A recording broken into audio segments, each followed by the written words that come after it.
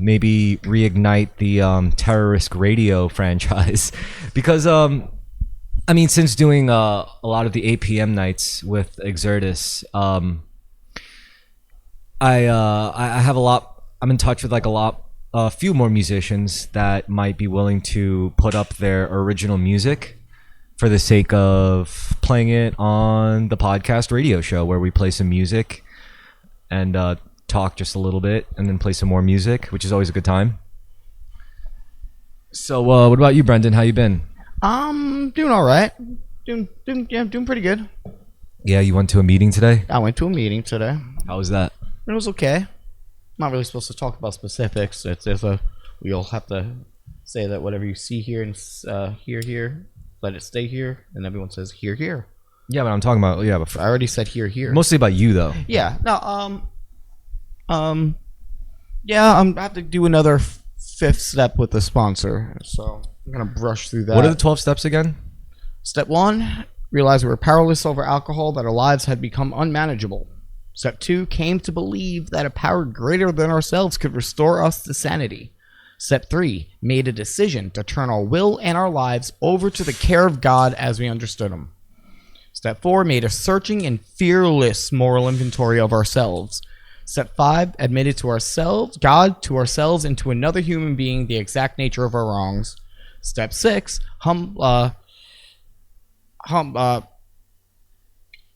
became willing to have God remove all these defects of character. Step 7: humbly asked Him to remove our shortcomings. Step 8: made a list of all persons we had harmed and became willing to make amends to them all. Step 9: made direct amends to such people wherever possible, except when to do so would injure them or others. Step 10: continued to take personal inventory, and when we were wrong, promptly admitted it. Step 11: sought through prayer and meditation to improve our conscious contact with God. And step 12 is, having had a spiritual awakening as a result of these steps, we tried to carry this message to other alcoholics and to practice these principles in all our affairs. I didn't know the 12th step is literally say having a spiritual awakening. Having had a spiritual awakening, we try to carry it to the next alcoholic and then to practice that in our daily life all the time. I think that's kind of fucked up, because when you have a spiritual awakening, like a real one, you don't have to just be locked into helping other alcohol. I mean, you can if you really, really gave a shit about that, but I don't like that they would brainwash you into saying, well, this is your spiritual purpose now. It's a gift that you're supposed to give away. So you're getting the gift of sobriety from your higher self, higher power, whatever you want to call it, from God, but you have to pass it on, and that keeps you sober. The 12th step is, they say nothing helps ensure immunity from alcohol than rigorous work with another alcoholic. So you do actively. It's why people like you still go to those meetings. Why? You haven't drank in 3 years. They're not going to meetings because they think they're going to drink. Some of these people, they're going to meetings because they're helping the next person. They're being present and they're passing on what they have learned. That's what gives them a sense of purpose in life. It's like when you you go to sword school and then say you graduate, you get but you become a master now. Now you go there not to learn more, but to teach. Pretty much, you're doing that in a way. You're going there to help the newcomer and to share your experience and hope. Okay, but that I get that. Which, here's how I look at it. I mean, I'll relate it with martial arts, right? So, I think I discussed this before with you. How like different martial artists at any. I gotta say, sitting in the comfy chair is way fucking better than that torture seat. Whatever. For sake. I'm just saying, like, to relate to the sword thing, like the martial arts thing. If you go to any given martial arts school or dojo, you'll see like different archetypes. You'll see different types. Like literally, you'll see like the mavericks. People who are there just because they're like, like daredevil hotshots. They're just naturals. They're aces. Some people go there because maybe they're bullied and they want to get stronger. So they stop getting like fucked up. Other people go there because they just want to beat the shit out of people they don't like. Like they have anger issues. They just want to get stronger so they could like, fuck with people. You'll see those types. And there's other types that just want to make friends. They want to go to a martial arts school so that they could have a reason to socialize with people. That's complete. That one group is completely anti-Mr. Miyagi because karate only for self-defense. Okay, well, I'm just saying you'll see all sorts of types at any given martial arts school, some more than others. Now, I feel like, okay, when I went to Taekwondo before I broke my growth plate when I was younger, it was mostly, their big selling point, especially for no, but kids getting parents is kids is discipline. Different. No, kids is different. I'm not talking about children. I'm not talking about kids. I'm talking about self-aware people, like young adults to adults and maybe even teenagers.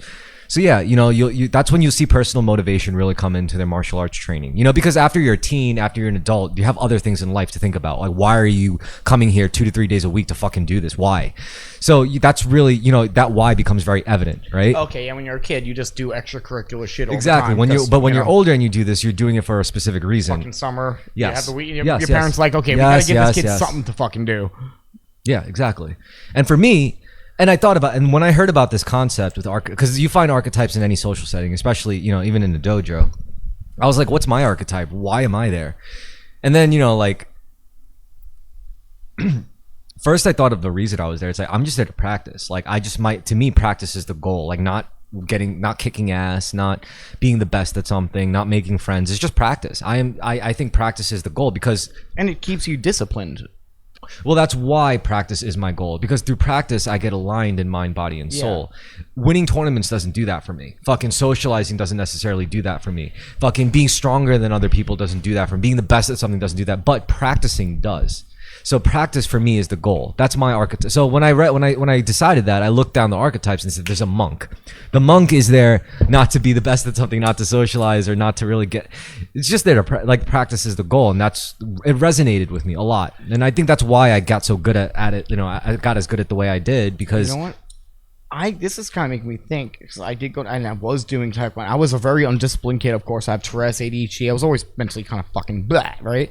And they did sign me up for my birthday when I was like 12-ish, and for Taekwondo classes, and I was taking them. And then one day, and I was doing good, and it was teaching me some kind of discipline. And I think my life would have radically went totally different if I had stayed in Taekwondo. But one day, and I was doing good. I was learning good. I was learning quick.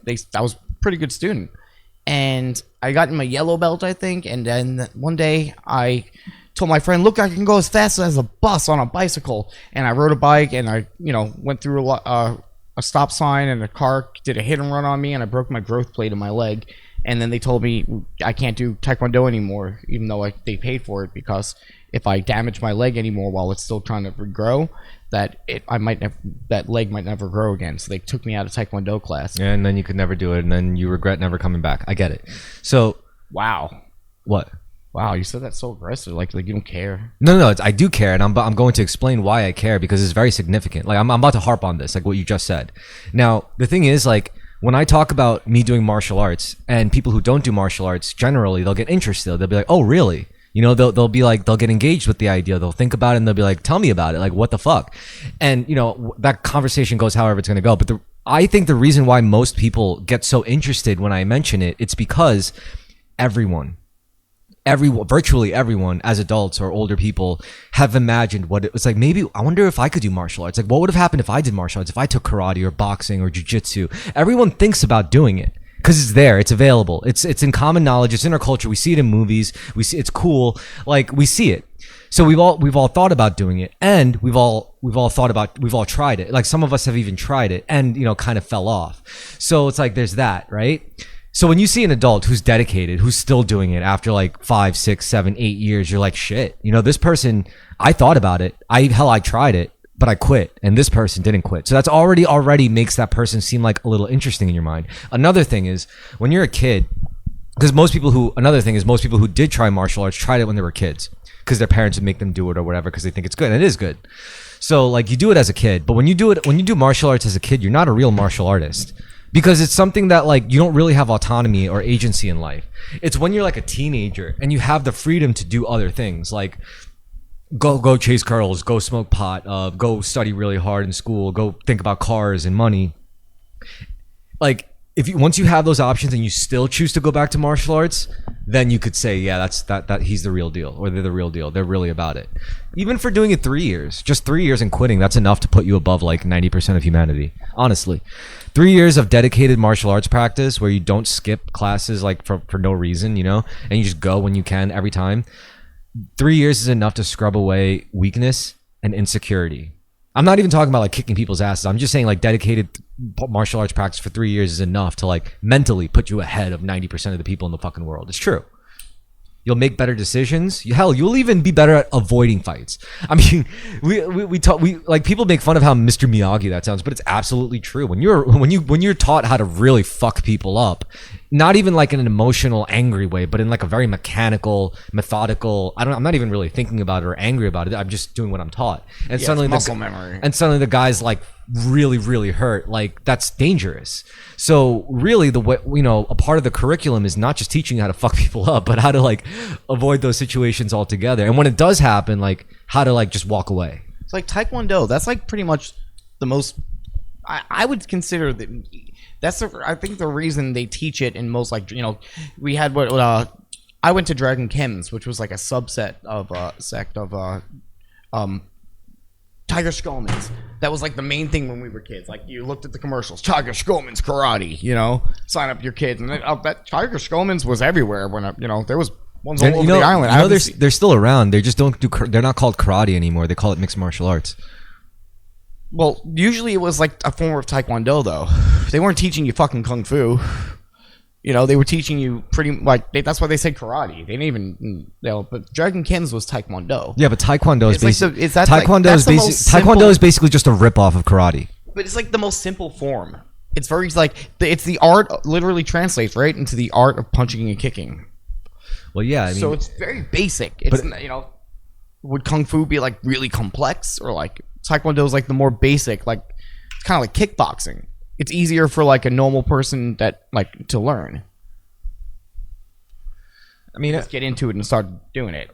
Like, the first thing they'll teach, I went downstairs. They take you alone at first to see what what you can barely do without any, without even taking the class. And they brought me downstairs and they're like, okay, snap punch. First snap punch is, and shit. When you're a kid, I can't smoke that much. God, but when you're you're a pussy. a kid and you're fucking, you used to if you had gotten into fights before that and you did swing, you're kind of like, some kids just wail and don't even know how to throw a punch. I had a dad who taught me how to at least throw a basic punch, but they taught me like stances. It wasn't just, so it was like, you have the snap punch and then and then your shuffle side kick, and I was able to do it really well, and I was having fun.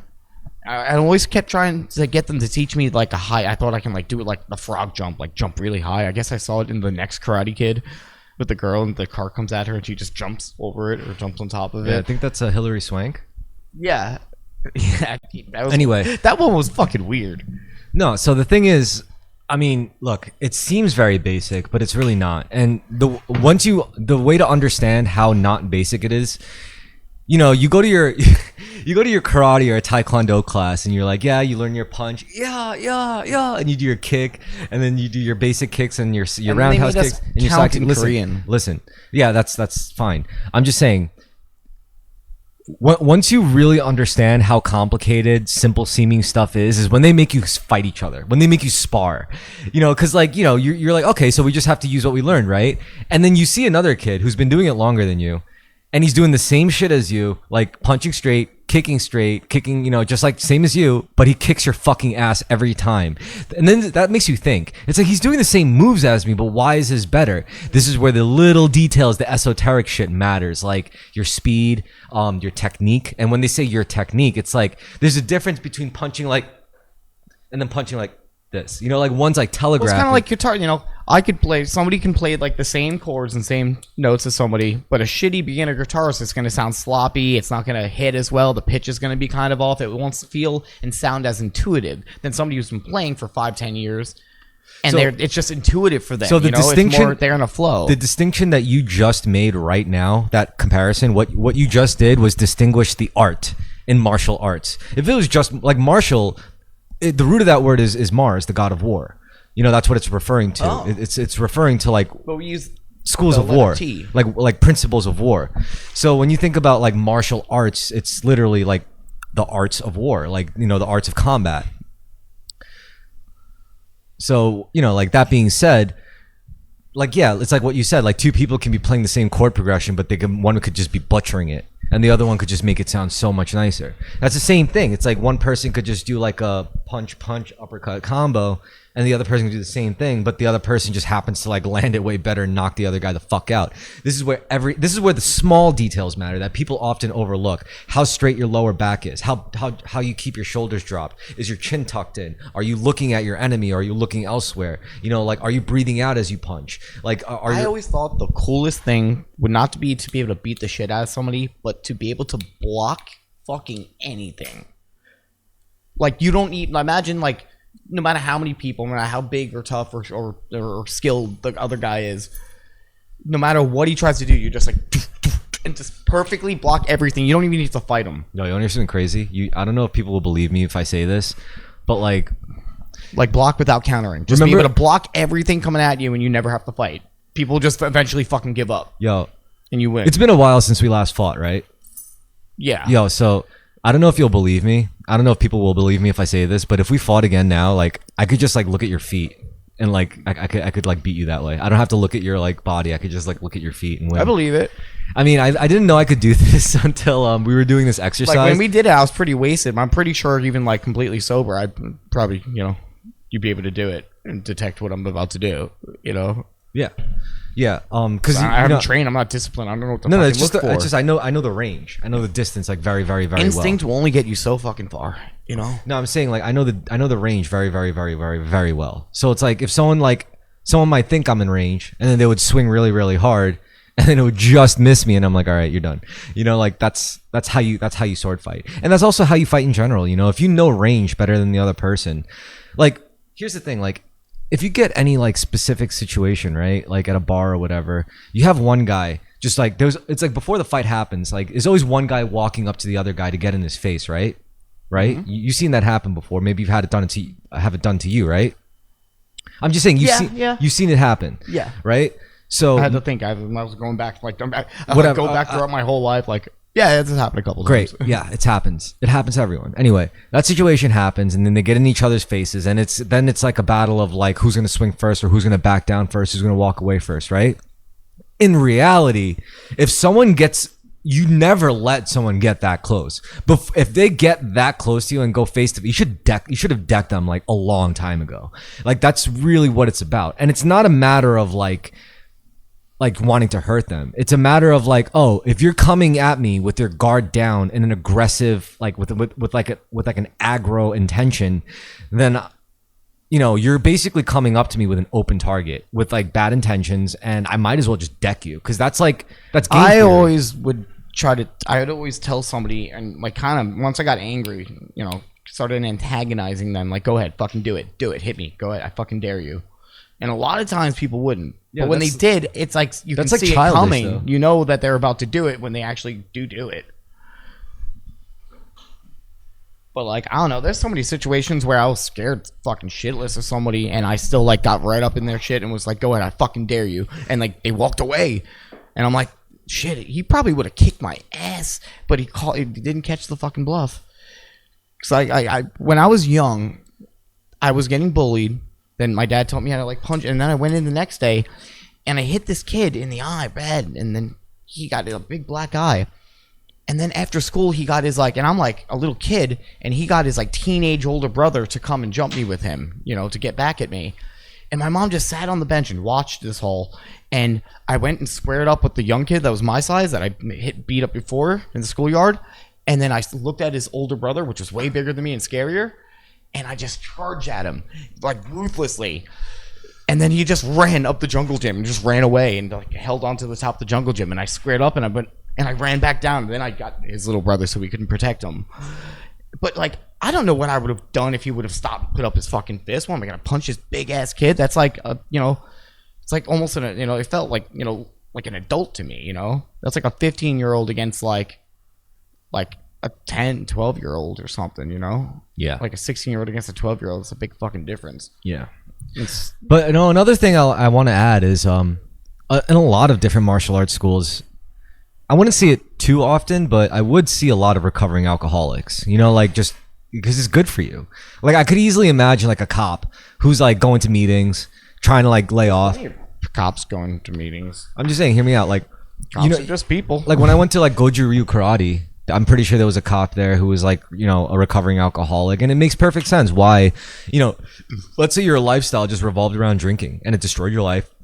You have to stop. What are you gonna do? You might as well do something that could A, let your, like, it's good for you physically. B, a lot of guys, you know, play catch up and try to go to the gym and shit like that. yeah, fucking. You know? I think So martial. a lot of people Look, get midlife crises. all right. First of all, like when it comes to gym stuff, like if you're a dude, if you're a guy, I do think going to the gym is way better than sitting around and fucking like jacking off to porn, smoking pot, playing video games, eating till like fucking two in the morning, and then waking up at like 2 in the afternoon. Like, yeah, Wow. you know, I think going to the gym. I don't like this post because I'm in it and I don't like it. It's not just, trust me, Brendan, it's not just you. It's actually an epidemic amongst men in America. But anyway.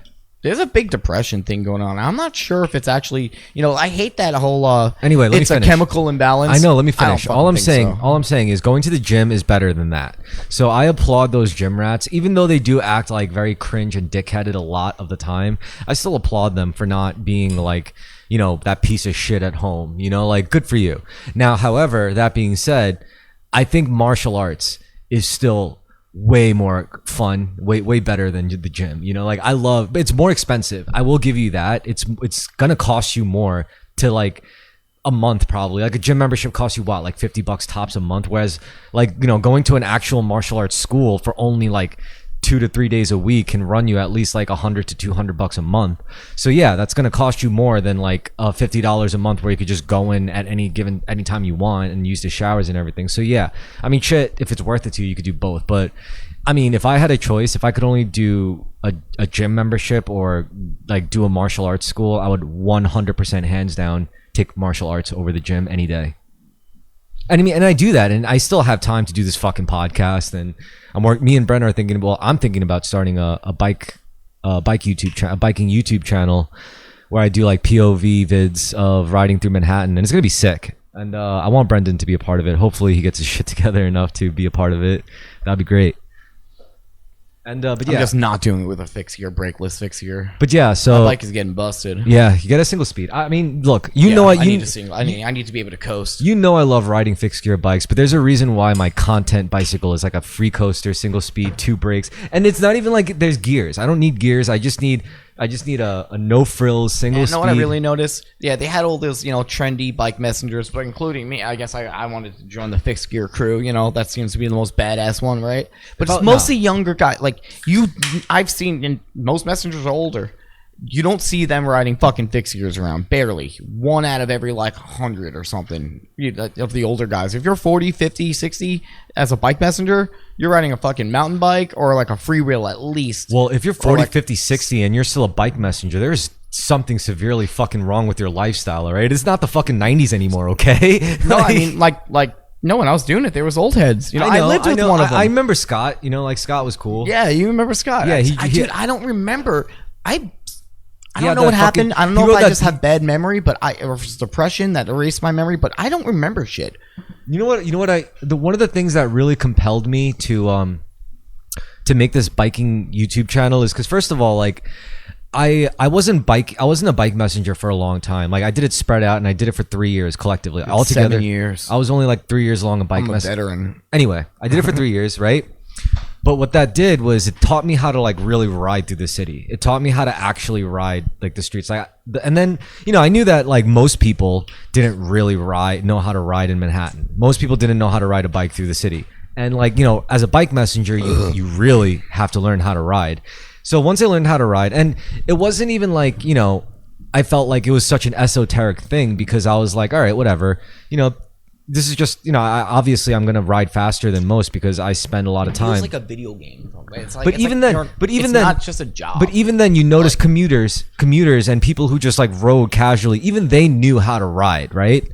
But then nowadays, it's so different. Like I'm like, holy shit! Like nobody knows how to fucking ride a bike anymore. See those people get on the fucking city bikes. I'm sorry. If you use the thing about city bikes is, if you rent a city bike, right? In Manhattan and just ride it to the next post and then, you know, get up. That means you probably don't ride a bike often because you don't own a bike. Yeah. And if you don't, I think you should have to own a bike to ride a bike because If you don't own a bike, that means you don't bike that much, and you have no business just randomly every month or so getting on a bicycle and just getting right onto the. I see them get on, and the first thing I see them do is like get on, like it looks like you're teaching your 6-year-old how to get on a bike, and then they get on. The first thing when they start pedaling, they do that like that. They don't know to get the head start first, like a normal biker. You know, if you start off from the ground, you kind of, and then you start going. You know how to control it. They get on. They're like wobbling like this, like whoa. They gain their balance first. Yeah. And they have to like, whoa, and I'm like, I stay the fuck away from them because I don't know what they're going to do because they don't know what they're going to do. I can predict a good bicyclist. I know what he's going to turn here. I see he's slowing down just enough. He's going to go behind that car. I know what he's going to do. I can dissect cars. I know what they're going to do. It's muscle memory. It's fucking easy. Yeah. City's easy, but the new bikers, they're unpredictable because they don't know what the fuck they're doing. Yeah, you're right. They don't know how to, but they're also just jumping on this thing. Like some people, like once a month, they're like, "Oh, I'm going to use my city bike thing today." I'm just, hey, everybody, watch out. And they don't know how to. They don't know how to weave. They don't know how to like thread the needle. They have no intuitive. No, you need to. But first of all, that's not easy. And all right, that's the first challenge of learning how to do. You got to like learn how to like not It just. is dangerous riding a bicycle in Manhattan.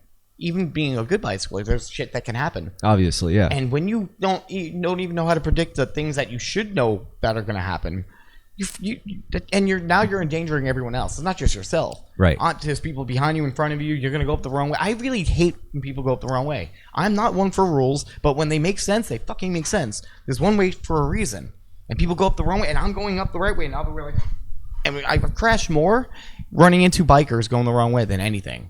And it fucking hurts. 2 bikes going like even 10 miles an hour, hitting each other like without stopping, head on. We both collapse into each other. It fucking sucks ass. Yeah, right. I mean, the first challenge is learning how to weave through traffic, you know, like not just staying on the side of the road. And here's the thing about riding in Manhattan. Like you might think it's like so dangerous riding in the middle of the street, like with traffic. But the thing is, Manhattan is so congested in traffic. And I know this because, well, currently, I do most of my riding in Staten Island, and compared to, I would say riding the streets of Staten Island is way more dangerous on a bicycle than it is in Manhattan because there's, cars don't expect you to be there as much. The cars drive way faster. On average, cars are driving like 40 miles per hour on fucking local streets in Staten Island, whereas in Manhattan, it's so congested that as a bicycle, like as a cyclist, you're probably the fastest mode of transportation, to be honest. Like if you people in cars in Manhattan they expect bicyclists to be weaving around them, where people in Staten Island do not expect a bicycle to go flying down. They're not looking for that. Where people in Manhattan, I think they recognize it more. They're like bicyclists, and they have it in their head. When you're driving around, you have, other cars, pedestrians in your head.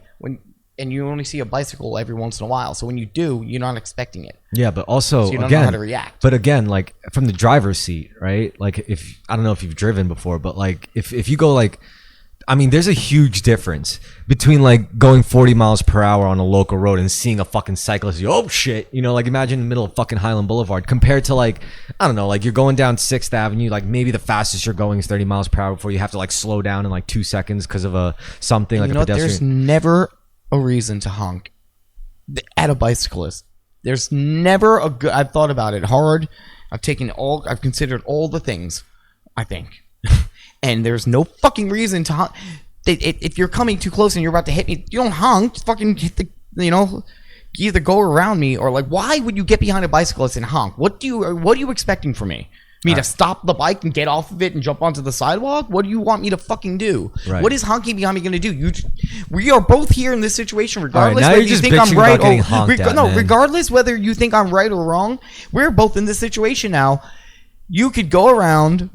Or you could but I think I think it's like pointless to complain. Like the thing is, like I won't complain about. I get angry on a bike. I get don't. Such fucking. That's like road I'm rage. never a bitch on a bike because like here's the thing. I'm people jumping and walking into the bike. You lane. don't. No, you don't understand. Pisses me You off. don't understand. Like I am Putting us both. both in danger. I am both a cyclist and a driver, so I see both sides, both perspectives very, very, very well. I know exactly why cyclists hate cars, and I know exactly why drivers fucking hate cyclists. Trust me, I am very, very aware, and both arguments have a lot of merits on both ends.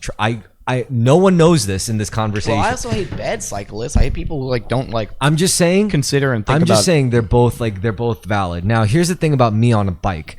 I will never judge the way cyclists are perceived or how often cars honk at bikes because the sad truth is, I am that shitty cyclist. I am that bad cyclist that will do stupid shit.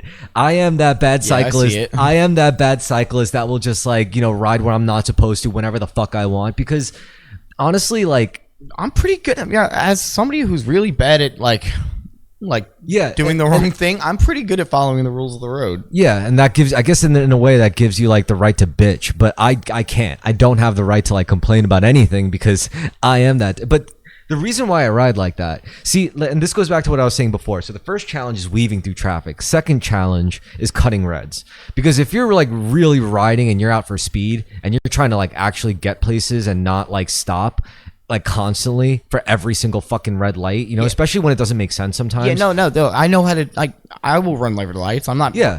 I obey rules that make sense to me. Exactly. That makes, because I'm at an intersection. Sometimes you don't hear it and the car can come in. But if you're going downhill and there's an intersection, there's a red light, but you can see both roads, and you can see completely in your peripheral and everything, there's no cars definitely coming, and you just go. Yeah, no, I get it. Yeah, I totally. First of all, like, when it comes to cycling Manhattan, I don't think of cutting. There's I a don't red think light and there's a car, like the cars Yeah, haven't I know. There's crossed different yet. examples. I'm Weave just around saying in them. general. Like, I don't think there's like anything wrong with. I think basically cutting reds in Manhattan is like a skill. It's a requisite. You got to know how to cut through a red. Nobody obeys the rules in Manhattan. It's like a No. I'm saying no. You don't like. I'm just saying even if you don't follow the nature rules takes or its course. I'm just saying whether you follow the rules or not, you have to know how to cut a red in Manhattan. If you're trying to get around on a bike in Manhattan, you have to cut through the reds. Yeah. You can't stop for every red light. It's never. In fact, you're better off just stopping for no red lights because you'll save a lot of time that way. Also, I feel way safer driving in the middle of the road with the cars than I do on the bicycle lane. Bicycle lane is unpredictable. Somebody can be walking straight on the sidewalk and decide to, without looking, just jump out into the bike lane before a moment's notice. I've hit people a lot like that. Also, I've been in these accidents not because I'm prone to them, but because I've done this every day for hours and hours for like 7 years. Yeah, you're gonna get into more accidents. The probability goes up the more you do it. If you're doing it 5 days a week, you're bicycling around pretty much 10 hours a day at that point, at least. You get into a lot of shit. Especially when it's your job. When it's your job, you start getting angry because you need to be somewhere and do something and complete a task, and you want to do it right. And somebody else is fucking. They're just not slowing you down on your fancy fun ride. They are fucking with your job now. That's where I think a lot of the anger comes from too. Bike messenger, you're fucking with my money. You're harming me in a different way than just annoying me. You are fucking with me getting to eat more. That's a serious offense to another human being, You harmed me. The thing about being you hit me in the pocketbook, buddy. Fuck you. Get the fuck out of my way. The thing about being a bike messenger for me was the best part was that I could do it like fucked up. I could do it loaded. I could do it stoned, drunk if I wanted to. There was no one really like telling me I couldn't. As long as I never did it. I don't know. I never did it drunk. No, but the second thing was the part that I didn't like was how much you have to eat. You have to eat a lot when you do that job. But they had dollar slices, the hot dog places everywhere. You knew where to go eventually. Yeah. You knew where to get. You knew where to get free food. You knew where to go to the soup kitchen. With the bike messengers, they would give us maps out, and it would show every time of every location of every soup kitchen in Manhattan. So you can be like, I'm fucking starving. Where am I? 23rd Street? What's 23rd? Oh, 29th Street right here. I have to go up to 34th anyway to pick this package up, so I'll stop in there, and they let you cut the line. If they see you, they lock up your bike, and there's a fucking line out the door. It's going to take you like an hour to get in there. And they see you with your bag, you lock your bike, they know you're a messenger, they just let you cut the line and run away because they know that you're not going to sit and dilly-dally. You're going to sit there, scarf it down real quick, and get the fuck out of there. You're going to be gone in 2 minutes. You're not even going to sit down. You're going to grab your tray and eat it and just throw the rest of the, in the garbage and fucking bounce. They know that. I know you were lamenting before that that bike couriers aren't a thing anymore, which they're not. I was the last generation of that culture, like before it died out completely. I mean, like Uber shit. I think I pulled out of that gig like right when it was dying, like before that dying phase. You were in it like at the last breath, But for me, no, before like 2012 maybe. When did I leave? I can't remember what year it was when I left for rehab and went to Texas and stayed there. I don't know, man. I just know that out. When I do think that, ironically, if the world really does, like, if America, not even the world, if just America, particularly New York City, really does go to, like, bad enough shit where like infrastructure breaks down or something, you will see a need for couriers again, like real couriers. You will see, and like if like something really bad, massively, very very bad happens in America, where like shit gets fucked up, then yeah, you best believe. You ever see The Postman? No. It's a movie that it takes place in post-apocalyptic America, and it's about this guy. He's like, and postmen are a big deal, in like the wasteland.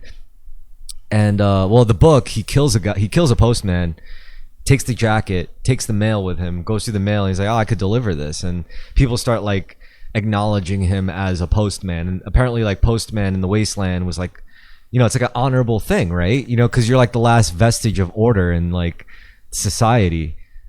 I mean, people like you're like the mode of communication between everyone. So it's like, I still don't understand. So Postmates and Uber and all that shit, like they take care of all the garment that bags. shit's psychotic, man. Yeah, but I like, hate do that they shit. like? I mean, like, because mostly as a messenger, I was picking up from like law firms, from art, art pieces of art, garment bags full of clothing for like photo shoots. So are they just ordering online for every one of these things now? They're just like getting an Uber delivery for it every time.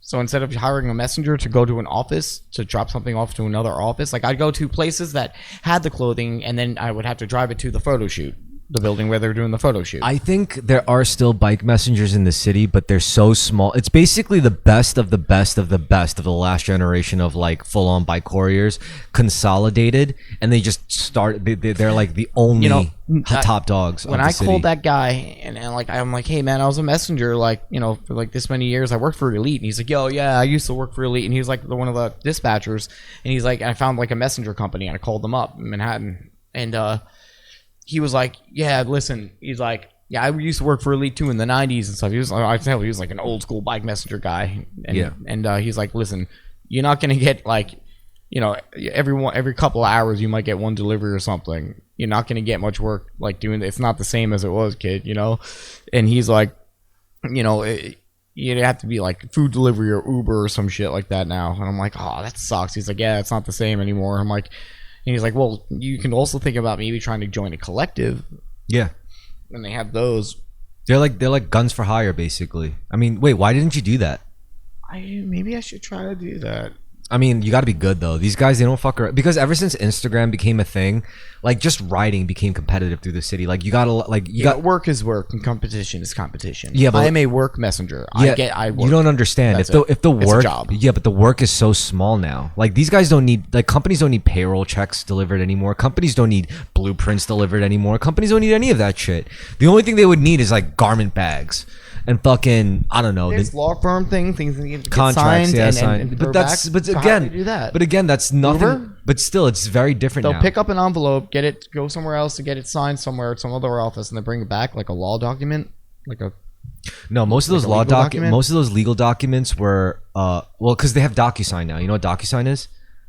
Oh shit! It's an electronic DocuSign document signing system, and there's like a bunch of versions, and they're all like legally binding and shit.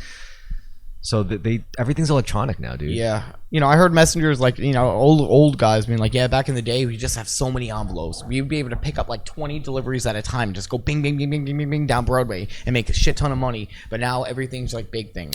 You know what it is? It's Like also boxes. It's like a lot of boxes it's almost and like bags. it's a boutique service. Like you call up one of these messenger collectives, and yeah, they'll like send a rider out, and it'll be like that classic good fast service, but it'll cost you like fucking like $75, $85, $90 or some shit. It's something ridiculous. I mean, because like like in an age where everything could just be transmitted wirelessly in seconds or just delivered by post or whatever, like what do you need so badly delivered that you can't deliver yourself within the day? And it's like it's gonna cost you like $300 or some shit. Like, I'm sorry, like it's like you're free to find another messenger company, and there are none. So they're gonna call one of these collectives. They're gonna go online, Google search, a courier, New York bicycle courier, and it's gonna be one of these, not a company like Elite or whatever. It's like 4 dudes. Yeah, it's gonna be like Alley Cat's Messengers with a Z or dot NYC or some shit. Like it's gonna be one of those, and then you go to their website, and it's gonna fill out their stupid little application, and then one of the guys will be chilling, smoking weed by the bridge. He gets it's like, oh, we got one, and then it's like, all right, and then he calls up his boy. Yeah, he calls up his boy. He's like, yo, you're close to there, right? And then they send him out, and he's mad fast on his fucking like tricked out like track bike, and like they're the best of the best. You know, like they're the best at this, and they stay on top of their game. They make a name for themselves basically because what they do is they'll still alley cats are still a thing. That's one thing that survived from the Messengers days, like the street races. Yeah, the street. I feel like most of those people weren't actually fucking messengers. Like why would you want to work 50 hours a fucking week at least, and then your legs are killing you, and you got the weekend to just fucking, you have to rest hard.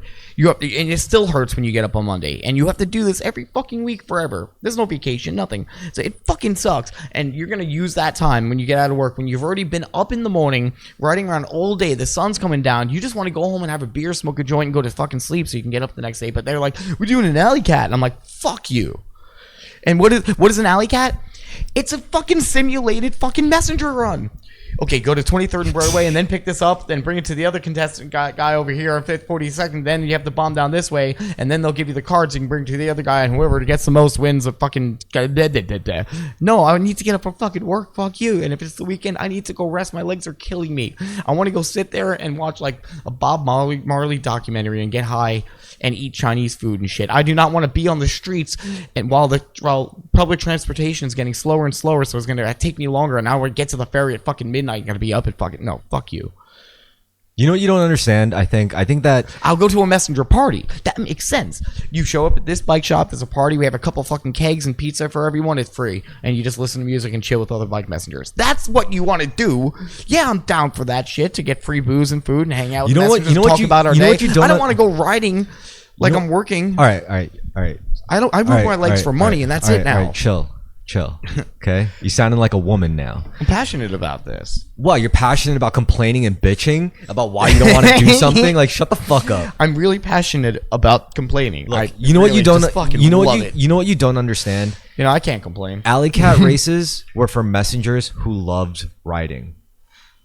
Like, alley cat races are for bicycle because I enjoyed it. No, you didn't love it. You liked riding, but you didn't love riding. Those alley cat. I loved riding, but then when it became more and more, it became a job. You didn't love riding. You don't want to. I know there was times where I would get off of work and then go for a bike ride. Yeah, like but that doesn't mean you loved riding that much. I rode a lot. I used to ride all the way from Tottenville, and we, instead of getting in the train, me and Alex used to ride all the way back from Tottenville Beach all the way back home. Okay, but what if like Alex weren't there and there was no Tottenville Beach? Would you still be riding?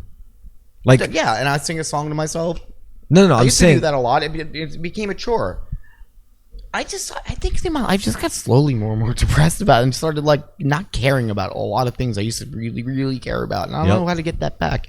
I am planning to do like maybe like a dose of psilocybin. Because like, dude, I'm telling you right now, you don't love riding. Gives me a factory reset. I love riding. You don't love it. I love it. Because I'm always the one like calling. Like, you want to go for a bike ride? And you're like, no. I have trouble trying to like find new passions or reignite old ones. I don't know. I really don't know where I'm at. I'm kind of lost. Yeah, honestly, like, yeah. I mean, I'm being very sympathetic when I say this. I feel bad about that. You know, like that fact that like we used to enjoy riding together and we used to enjoy. I do too. It sucks, and like because I still enjoy these things. I still love riding. I still love making music. I still do the same things we did back then. I never stopped. You did. You stopped. You changed, man. Yeah, but I don't know. But I don't know what it is. But when they talk about depression, they say like you lose interest in things you used to like. I don't know. I don't know what it is. But I do not believe it's just a chemical imbalance because I wasn't always like this. So maybe I did too many drugs and fucked up my dopamine and serotonin. I don't know. Maybe that has something to do with it, but I'm not sure. I have my opinions on like. But you know, I guess you know I was so at the start gung ho about so many things, and then like I felt like I just kind of lost a lot after the opiate thing. I just kind of it changed me after being on opiates for that many years, and then coming out of that, and it was like trying to restart my life, and it was kind of like. It's kind of like that song, like Time. You run to catch up with the sun, but it's sinking. I felt like that. I think, dude, you're one of your greatest strengths was that you were so rebellious, right? However, yeah, that can be my greatest enemy. That rebelliousness turned against you when you were like, you know, at some point when you were young, it's like you can't do this, and you're like, fuck you, I could do whatever I want. Then it's like. Someone told you, it's like, Brendan, you have to do better. It's like, fuck you, I could do shit if I want, and you just stuck to that because of your stubbornness. Yeah, stubbornness. Yeah, that is, and it's funny. People like I hate this because I don't really believe in fucking horoscopes very much, and I think a lot of people that talk about them are bullshit, and it's very generalized things. So you can be like, oh, that's totally me. Oh, that's totally Sarah. But you're just, you know, everyone has these traits somewhere. But no, people are always like. you know, like, oh yeah, you're a Taurus. I knew you were. I'm like, why? He's like, because you're so stubborn. And I'm like, and a lot of the times I don't see that in myself. I think of myself, you know, my false self. I think of it as like very open minded and stuff. But then when I really get down to the root of it, I'm not as open minded as I want to be. No, you're not. My idea of myself Brendan, is not who I really am. Brendan, you're closed minded as shit. Are you serious? Every time I've tried to get you to try new things, you're like, nah, I don't want to do that. I don't want to try that. Nah. You always start to doing the same old shit all the fucking time. You were never. I had to like pull teeth to get you to try new things with me every single fucking time. And like, I still never got to go to a rave with you. I still never got to travel with you. Like, you know, so many things that I've done with my other friends. I just don't know if I feel like I might feel overwhelmed at it. You know what it is? It's fear. It's cowardice. It's pure cowardice. Stubbornness, the root of all. Sometimes it's a lack of enthusiasm. It's not just only. That's fear. also fear. Like you're scared to try being enthused. Here's the deal. To be enthused. Okay. Every negative tendency is literally rooted in fear. Like even if you kill someone, you could like literally trace their reasoning back to some fear. It's like, oh, I was afraid of having to live my life knowing that bitch is gonna be happy after what she did to me. You know, like shit like that. Like it's always fear. It's usually fear. I mean, even they said in the Star Wars, right? It's like fear leads to anger, anger leads to hate, hate leads to suffering. Yeah, it's true. It's absolutely fucking true. Every time we steal, it's all we're afraid of. You know, being without. Ultimately, the ultimate fear is a fear of dying. We're all, and the biggest reason why we're afraid of death is because we don't understand. That's why, in you know, the inventory of the 12 steps, pretty much everything comes to one pretty much conclusion. Your life is based on fear, and that's why you have all these problems. Because everything goes from, you know, selfishness, self-seeking, dishonesty, and stuff, and that all comes from fear, anger. So you go through, you know, your resentment. That's the first inventory you do. All your resentments towards anyone, place, the thing. And then the second one is fear. Yeah. And it's weirdly so, the third inventory part that you do is sexual inventory. Yeah. I guess that was a big thing for the guy who wrote that book. But no, why is that weird? It's a big deal. It has its own section. So like anger and resentment has one whole section. Fear has one whole section. And then one whole section is just sex. No, it's and romance and sex and shit. How do you think you were made? It's literally your origin. Yeah, I guess so. Yeah, that like Brendan, sex is an integral part of the human experience. Now, here's the thing. I mean, everything you're describing right now, it's the same shit as the chakras. You know how like there's your sacral chakra, your throat chakra, your crown chakra, all those different chakras, they all correspond to emotional blockages when they are blocked, like fear and sexuality and guilt and shame. Like if you feel scared, that's going to affect your sexuality. You're not going to be able to sexually function as a human being when you're scared. And the tricky part about this fear is not just when someone has a gun to your head and like you're scared of that. No, it's like if you're scared of being broke, if you're scared of being alone, if you're scared of dying, you're gonna have some sexual fucked upness about you. No, the sexual inventory is more where you have caused harm. I know. I don't need you to like clarify like the 12 steps I'm just explaining to you why sex is significant about it, like about any process of healing, of spiritual fulfillment, of any holistic development. Sex is integral. You can't ignore that. I guess, and if you're in a negative place, you're gonna have more like fucked up negative kind of sex, you know. And here's the thing, also, because this is such an integral part and so powerful, sex is also a vector of attack. If I want to control you, manipulate you, attack you, abuse you, sex is like a great weakness. If you want to make someone feel like shit, make them feel sexually like broken. Like make a guy feel like, oh, you're not manly enough because you can't last this long in bed, or because your dick isn't that big, or you're not a real woman because you're like infertile and you can't make babies. You should feel ashamed. Like these are really big deals for people. Like really fucked up rubs. Like, as a guy, like nothing will make you feel more ashamed than like of your masculinity than not being able to perform sexually. Also, for things like it really kind of it makes sense, the sins, because it really is fucked up to fuck somebody who's with somebody in a relationship. Yeah. Like deep down that it's wrong. Yeah. Everyone knows that it's not right, and that's kind of the appeal. Like, oh, this is so naughty, kind of, Oh, you're talking about monogamy and like all that shit. Well, the thing is, like, the only reason why we cheat, deep down, you don't need a rule. You know that it's going to hurt someone's feelings if you fuck somebody in a relationship. But look, this goes back to fear. Why do we do these things? Why do we cheat? It's because I'm afraid of like living life without having missed this experience. And why do we do that? It's like, oh, I'm afraid of like not fucking this man's wife because like I don't know, maybe it'll be beautiful, maybe it'll be something, make a life. It's a fear. It's literally all rooted in fear. I'm afraid everything's just fear. I'm afraid it's either fear or love. That's a spectrum. Fear of scarcity. We just have different words for different places along that spectrum. It's a spectrum, yeah, frequency spectrum. It's Anger is on the spectrum, but it's just a form of fear. Dishonesty is a form of fear. So yeah, it's just a spectrum. Fear and love. Yeah, you're right. How far down the line is it going towards either one? But there is a way. Like, I mean, there's plenty of ways to slip on the negative side of the spectrum. But the cheat code, I know. See, this is what I focus on. I focus on the cheat codes to get you in the right end of the spectrum. And I do think like one good cheat code is gratitude.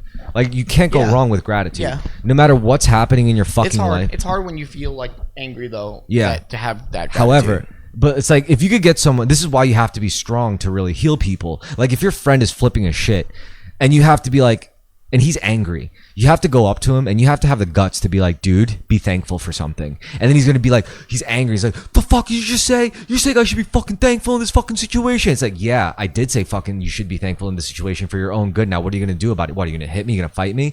So it's like, if you have the strength to carry out that form of healing where you remind people, it's like, I'm not trying to be a dick. But right now you're flipping in shit, and I do think being like practicing gratitude will help. And it's very hard and people will turn on you for saying that. Think about it like that. This is what a sponsor told me, and this is really good. I think I like this one. It's everything is a drug, a chemical in your head making you feel a certain emotion: anger, fear, love, compassion, selfishness, whatever. So, two chemicals cannot exist in your brain at the same time. So you cannot be angry if you're in gratitude. They can't be there at the same time. It's either one or the other takes over. So if you are getting angry and you can learn how to train yourself, I guess, to practice gratitude, you could just switch to gratitude and the anger cannot exist in that light. Your brain cannot produce that chemical and that chemical at the same time. So it has to choose between gratitude or hate after that moment. Okay, so then what is the thing that's choosing, like, because we know it's possible to consciously decide, oh, instead of being angry, I'll go with gratitude, right? We have the capacity to do. It's hard, but we can do that. You're trying to train against your instincts. So if you're not, your instincts are fucking you up now. Your animal instincts are too. They're too sensitive. No, I get it. So I'm saying the significant part of all this is if you're not the anger and you're not the gratitude, you're the one that chooses between those two states. What are you then? Because your mind is what has to experience. You're the awareness behind it. Yeah. What is that? I don't fucking know. I guess your fucking consciousness. It's your soul. Your soul. Yeah. Your higher self. Your higher. It's not the thoughts because we kind of, the thoughts pass by, right? Yeah, the thoughts are nothing. All right. The funny thing about thoughts is they're not even our own. Like 90% of the time. Well, if we were thought like people will come at us like can't be aware of itself, so something else has to be aware of that thought. Exactly. So it's not a thought. So, and it's not your emotions because emotions can't be aware of itself. It has to be something else, right? Yeah, there's really all I think, therefore I know. That's bullshit. Because if you didn't think at all, you could still obviously exist. Dude, that quote. First of all, that quote. I didn't know there's existence beyond thought. I think the whole quote. I think therefore I am. Well, the guy who thought of that, he was a kind of a dick. He wasn't really. That guy was a dick. Fuck him. No. I mean, in his personal life, like he actually. It's almost like he lived a lifestyle that was contrary to him, like actually knowing what the fuck he was talking about. Their great cheat about being a philosopher and not a spiritual guide or something is that a spiritual guide has to practice what they do and be that person. Yes. A philosopher just says, "Oh, this is what the pinnacle of human righteousness would be." Yeah. And then not do it and be like, "Well, I just I know what the greatest way to be would be, but I can't do it myself. I can't show you how to do it." So I've delved so much into philosophy, and I realized it's just a bunch of fucking assholes, drunk fucking assholes, telling me shit that I already pretty much fucking know deep down, and just being like, I am so intelligent, while they fuck their lives up, and like they make great points, but they don't follow through with their own lives doing it. So they didn't live pious lives just because they knew these things. So it's like I can know, like, some philosophers did. You though. can know, people like Christians, you can know it's great to be like Jesus. Whoa, it would be the best, but you cannot be like Jesus. Turn back. No. Let me stop you. That was incorrect what you said. Some philosophers did practice what. Okay, maybe not. Yeah, some of them, but what you're talking about is specific brand of philosophy, particularly the continental Western canon of philosophy, which is probably like relating to the German schools of thought, right? You know, those guys who you're talking about, like. Whatever. I just feel like philosophy. No. This is it's mental masturbation. Shut the fuck up. I'm sorry. Don't tell me to shut the fuck up. I'm sorry. I don't mean to say that, but I'm just saying you can't do that. That's not allowed. You can't just go ahead and like make us a blanket statement about philosophers like that. Mental masturbation. I'm just saying it's not all the philosophers. For example, I'm saying it doesn't help. You're It saying doesn't what? change anything. You're saying Confucius. It's a nice thought. You're saying Confucius didn't help. Like you're saying fucking Marcus Aurelius didn't help. You're saying Socrates didn't help. I really don't know. I'm into theology, but I never gave a shit about Confucius because No. I always thought he wasn't a spiritual thing. No, Brendan. What you're actually saying is you never gave a fuck, or you were ignorant about Eastern canon What philosophy. did Confucius do? What is his deal? He's not a spiritual guy, right? No, Confucius gave us very good ways to materially handle existence. Does that mean China was atheist? What do you mean? Like atheist? No. Because Confucius doesn't. You never believe heard in God, right? you never heard of Taoism? Yeah, Taoism. Yeah, but I mean, Taoism is really not that as popular as like most religions. You know, first of all, you got to understand. Not a lot of Taoists. Dude, China isn't like fucking America, all right? It's like China's. Do you have any idea how old China is? So what do most people believe in there? What do you mean? It might fucking be Christianity for like all I know. nowadays. Yeah. What do most people believe in? I mean, again, that's like, dude, it's like asking like, what do most ants believe in? You know, like, dude, China's so big. Like, China is so. Okay, so what did fucking- Confucius say? What is his deal? What did he teach? What like? He wasn't a spiritual. He was just given like, this is how you should act. Yeah. That's it. Pretty much, and he was good about it. Like, he didn't say anything terrible. If anything, Like, this philosopher was like, "Hey guys, like maybe we should try to live like this, and shit will be better." And it worked. Well, here's the thing about Confucius is like, God, nothing. Just like, hey, just don't be a douche. well, a lot of things I liked about Confucius was that he focused on the things that you could actually be in control of. You know, a lot of philosophers focus on like, you know, external patterns, like what the economy is doing, and like all these like economic frameworks like capitalism and communism and ideological frameworks about like why these rules are made and like the nature of reality, which is, you know, it can be cool. Like Carl Jung, for example, like that shit. Well, I don't know if that's actually, yeah, it's pretty philosophical, honestly, you know, but like, when it comes to like Confucius in particular, like what I liked about him was he was all about like, you as an individual are in control of this, so you should do this with what you can control. And I think that's great, you know, compared to like spending all your time like what you say, just, you know, fucking their lives up and just like, oh, acting like, oh, I know all about this because I know how like the nature of morality and is like moral relativism and all that shit, you know. Like, How do you feel about Hunter S. Thompson? he's a great writer. He was so fucked up in real life, though. Yeah, because he the He thing was kind of a dick. the thing like I like an egomaniac. What the thing about Hunter S. Thompson to me is a lot of people tolerated his shit probably because a lot of what I've like the quotes especially that I've read about him from him was like he seemed self-aware. He seemed like a self-aware dude. Like, yeah, he's fucked up, but he wasn't one of those like fucked up geniuses that didn't know they were fucked up. They just thought they were God's gift to humanity. Like, he knew he was fucked up. Like, for example, he had At least he's honest about it. yeah, he had this great quote about how like He owned it.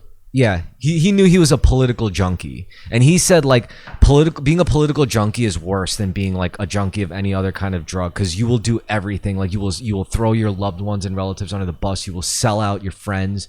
You won't give a fuck. You'll do it with a shit-eating grin on your face because it's not even like you're satisfying a chemical need. You're satisfying something even more like perverse. You're satisfying like a moral bias.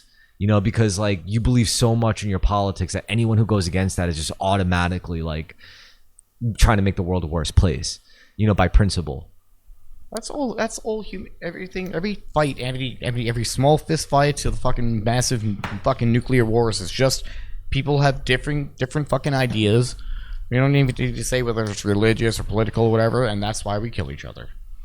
People fight over ideas. That's where fighting comes from. Thinking. However, ideas. I also want to say I fucking agree with you 100% when you said Because we're smart enough to not actually have any instinct. Like, you know, if we're animals and they're, you know, if we were animals or we were starving, there's only one piece of meat and we had to kill each other over it. That's instinct. We're beyond that. We know how to not, you know, we don't need to do that shit. So what's keeping us fighting? We are all fed. We all have, you know, Scarcity. Like, the only fight I can justify is somebody so poor that they rob something. Dude, that makes sense to me. But you just answered your own fucking question. Now, here's the thing: the reason why people fight, like the most tangible, material, logical reason, is scarcity. I don't have enough of this. If I fight you for it, if I kill you for it, if I it's take also over ideas, though, like how we should do things, what we should believe in, and what are how those we should think. Look, listen, even if we're fighting over ideas, it's always about how we're going to get enough of what we think we need, and we don't have it's all scarcity, man. It is that simple. It's not that complicated. Now, scarcity, here's that thing, like we can all agree that the most tangible reason to fight is because of scarcity. Now, is scarcity real? Do we really have to fight for over all this shit? Is there really, like, do we really not have enough of something that'll justify killing each other? And yeah, that was like the Crusades. Like, that was an idea. They thought they were going to heaven because they did God's will by killing people and torturing them, and the Spanish Inquisition and shit like that. yeah, but it was not having enough security. They wanted security in the afterlife. It was still scarcity. I wonder why. I just Like, told what you. drove them to want to go everywhere and make everyone believe their shit? Fucking told you. Scarcity. Dude, do you know why the Knights wanted to go and fight that war in the Middle East and in Jerusalem? Because they knew they could loot the fuck out of the people they were killing and that's the only real reason why medieval war took place. I mean, look, you're like, why the fuck am I gonna go and risk my life marching with these fucking assholes in some muddy fucking swamp pretty sure I'm gonna die. Why would I do that? It's because the riches that was possible if you didn't die and you got to rape and pillage as much as you want. You got to bring home a shit ton of fucking goods. Of course you're gonna do it. Like if you're some fucking poor farmer and you spend most of your days fucking hungry, and then like a couple of like badass looking dudes in armor and horses show up to your fucking village or your farm and it's like, we're gonna war and we have a really good divine reason to do this. First of all, second of all, if you come with us, we'll take care of you. We'll train you up good, and there's no guilt involved now. Exactly. Now you're like, oh, God wants me to do this, and I could with get rich. divine blessing. It's all scarcity, dude. It's all scarcity. It's all about like they can't say no to that. They can't say no to the chance to kill for riches with God's blessing. Wait, you want us to do what? Oh, that sounds great, but that commandment says we shouldn't do that. Wait, no. Guys, listen. This priest said that God talked to him and said, yo, go fucking do it. Torture and kill these people in my name. And they like, wait, really? So we have the go from God? We get to steal? And we get to do this? We get to we come don't home feel bad with, about this at all now. Like, there's no guilt. It's like, First well, of God all, wants us to. Cool. I mean, you may think that's fucked up, but like, first of all, let's go back before Christianity. Let's look at paganism. Think about Gita is about Krishna telling Arjuna to kill everyone. No, listen. Let's think about the Vikings, right? Their culture. They believed in many gods, and to them, killing wasn't a mortal sin. Killing wasn't exactly like a thing that you burn in eternity for. Killing was actually glorified by their gods. For them, it was like, see, if you go out and you don't just kill like random people, like you kill other people that could kill you back. And if you fight these battles Pretty against, sure they raped and pillaged. 100%. But they did this because the gods were like, that's your job as a Viking, is you go to other people who aren't blessed by your gods, us. Like if they're not blessed by the Viking pantheon, you go rape and pillage and kill them. Or but then their god's okay with them raping 12-year-olds? No, it's not just.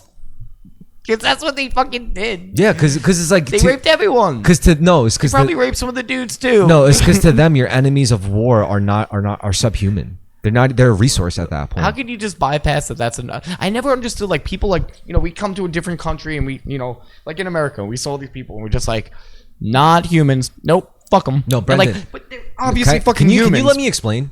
All right. So the thing is, like in their culture, right?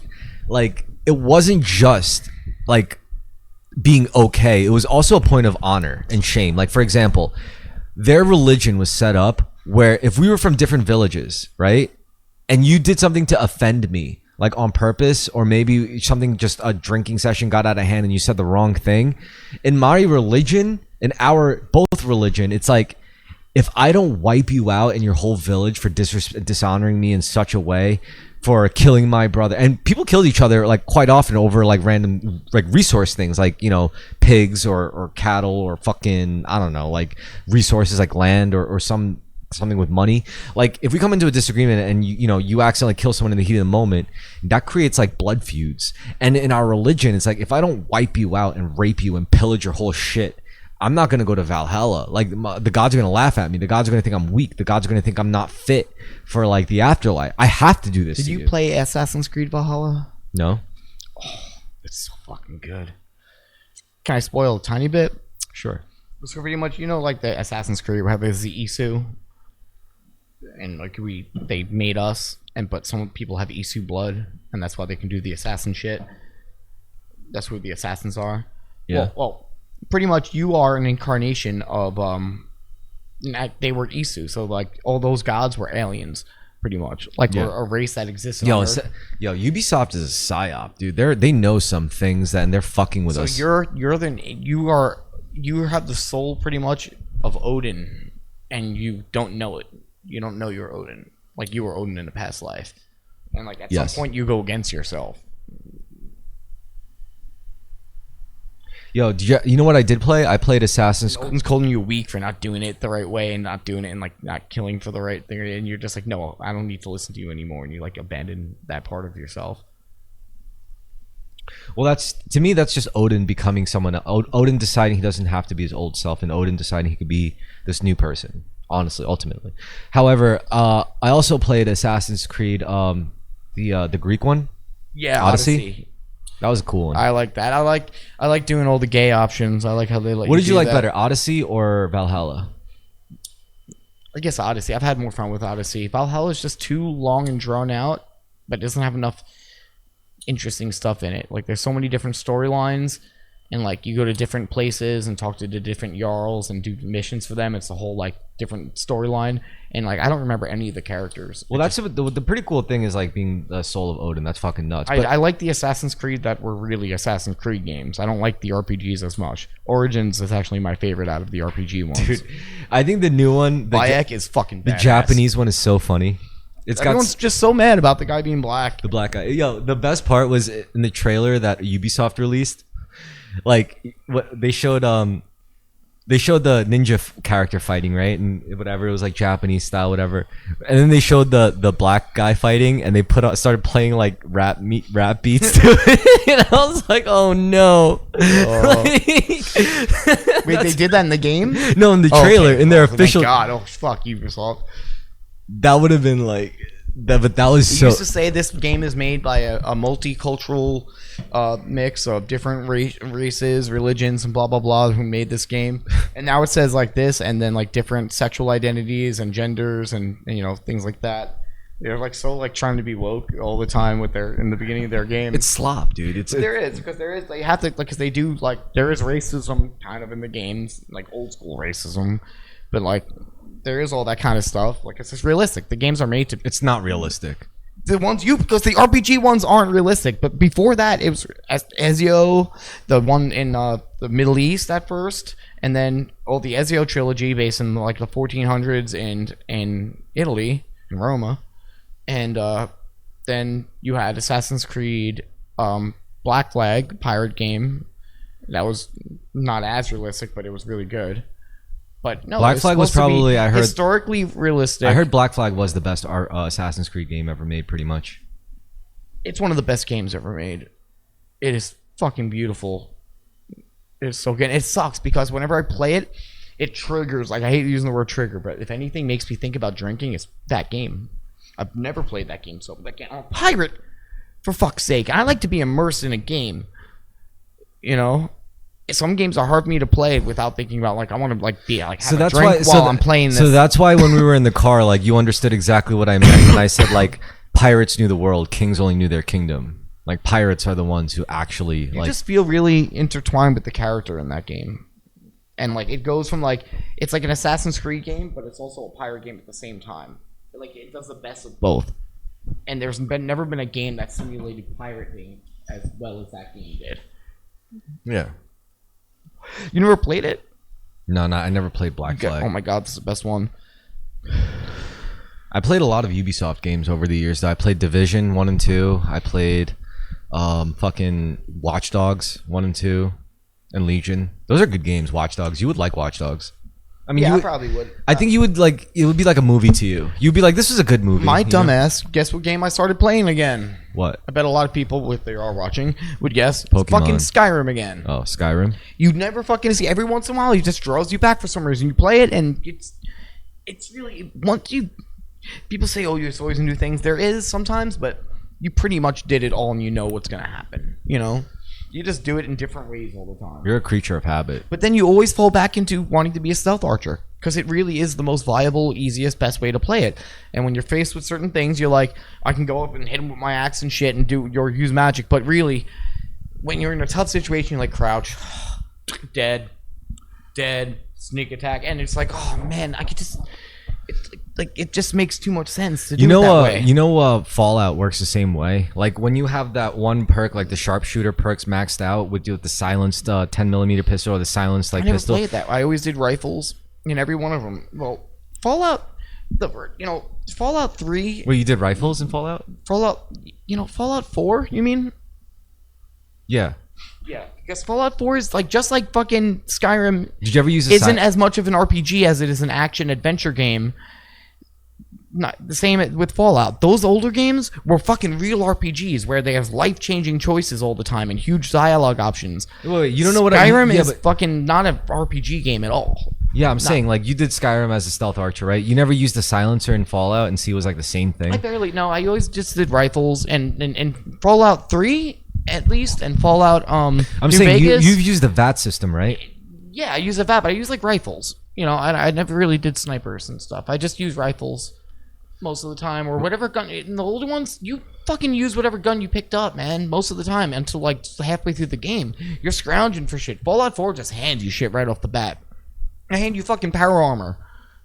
It should take a lot of RPGing to get a thing of power armor. You should need to do something and sacrifice. Like, in order to get this power armor, you have to do this mission for them, but it's gonna piss off that whole faction, and they're gonna be your enemies for the rest Yeah, of but the you could game. always play. There needs to be actual RPG elements in these fucking things, where the shit can go 5 different fucking ways depending on how you should be able to deal with the situation without violence if you can talk your way through it. But you can.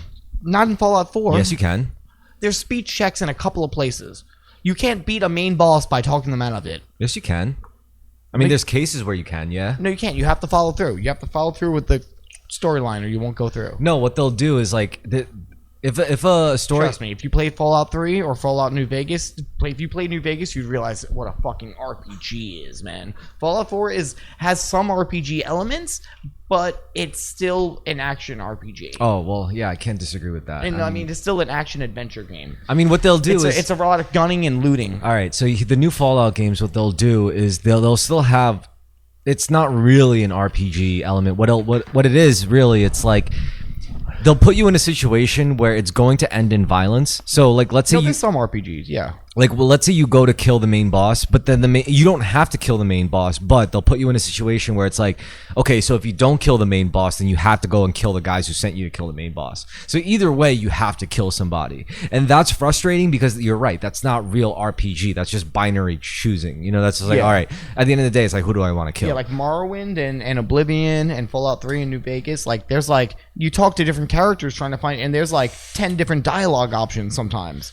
And depending on your intelligence or whatever, and depending on your intelligence and charisma, it gives you different dialogue options with different characters. There's certain situations, if you're really good in science, you can figure a problem out that you can't figure out if you're just a brute character. And there's a lot of different choices to be made that can affect the whole game itself. And Well, there's a million different ways to you'll never play like the best RPG game out right now. Knights of the Republic No. is a real RPG. No, I mean, you'll never play like the best RPG game that's modern right now. Do you know what it is? Because they want to appeal to the masses, and RPG players are a small section of gamers. Okay, but so there if they is- appeal to everyone in one game, but Okay, take away so- some of the RPG Yeah, elements. but do you they'll know get the more best sales. RPG game right now? What? Do you know? Can you guess? Like a newer one? Yes. I don't know. It's Baldur's Gate 3. Okay, I guess that makes sense. It can't be Final Fantasy. That's not even. Japanese RPGs aren't even fucking RPGs. Let me talk man. about Baldur's Gate 3 for a bit. You've heard of it, right? Mm-hmm. Like, have you ever seen it played or played it before? Nope. Dude, it's fucking phenomenal. It's I know insane. there's dice rolling. Dude, it's not just about the dice rolling. It's absolutely insane. It's literally a Dungeons and Dragons campaign. to the fullest degree that you could ever experience it as a player of a video game. Like you will never have right now in any other game like that's out right now. You will never have more of an RPG experience while playing a video game than playing Baldur's Gate 3. That is like I like it. Have you ever played RPGs before? What? I mean, have you ever played Dungeons and Dragons before? I meant. Yeah, mildly, very very lightly. Did you have fun? Nah, we would just pretty much eventually. That's not we what just I- all got really drunk. I didn't ask you what you did. Did you have fun? While I was there, yeah, but not as much with the game. And we weren't playing by. It was weird. It was like weird rules. All right, but do you understand why Dungeons and Dragons can be so fun? Yeah, Why? because you can pretty much do anything. Exactly. So that's why Baldur's Gate 3 is so And fun. you never get the same. So say if your attack is 10 in a game, every time you hit them, that health bar is going to go down by 10. But with a roll of a dice, it is like real life where you never know what it's going to be every time.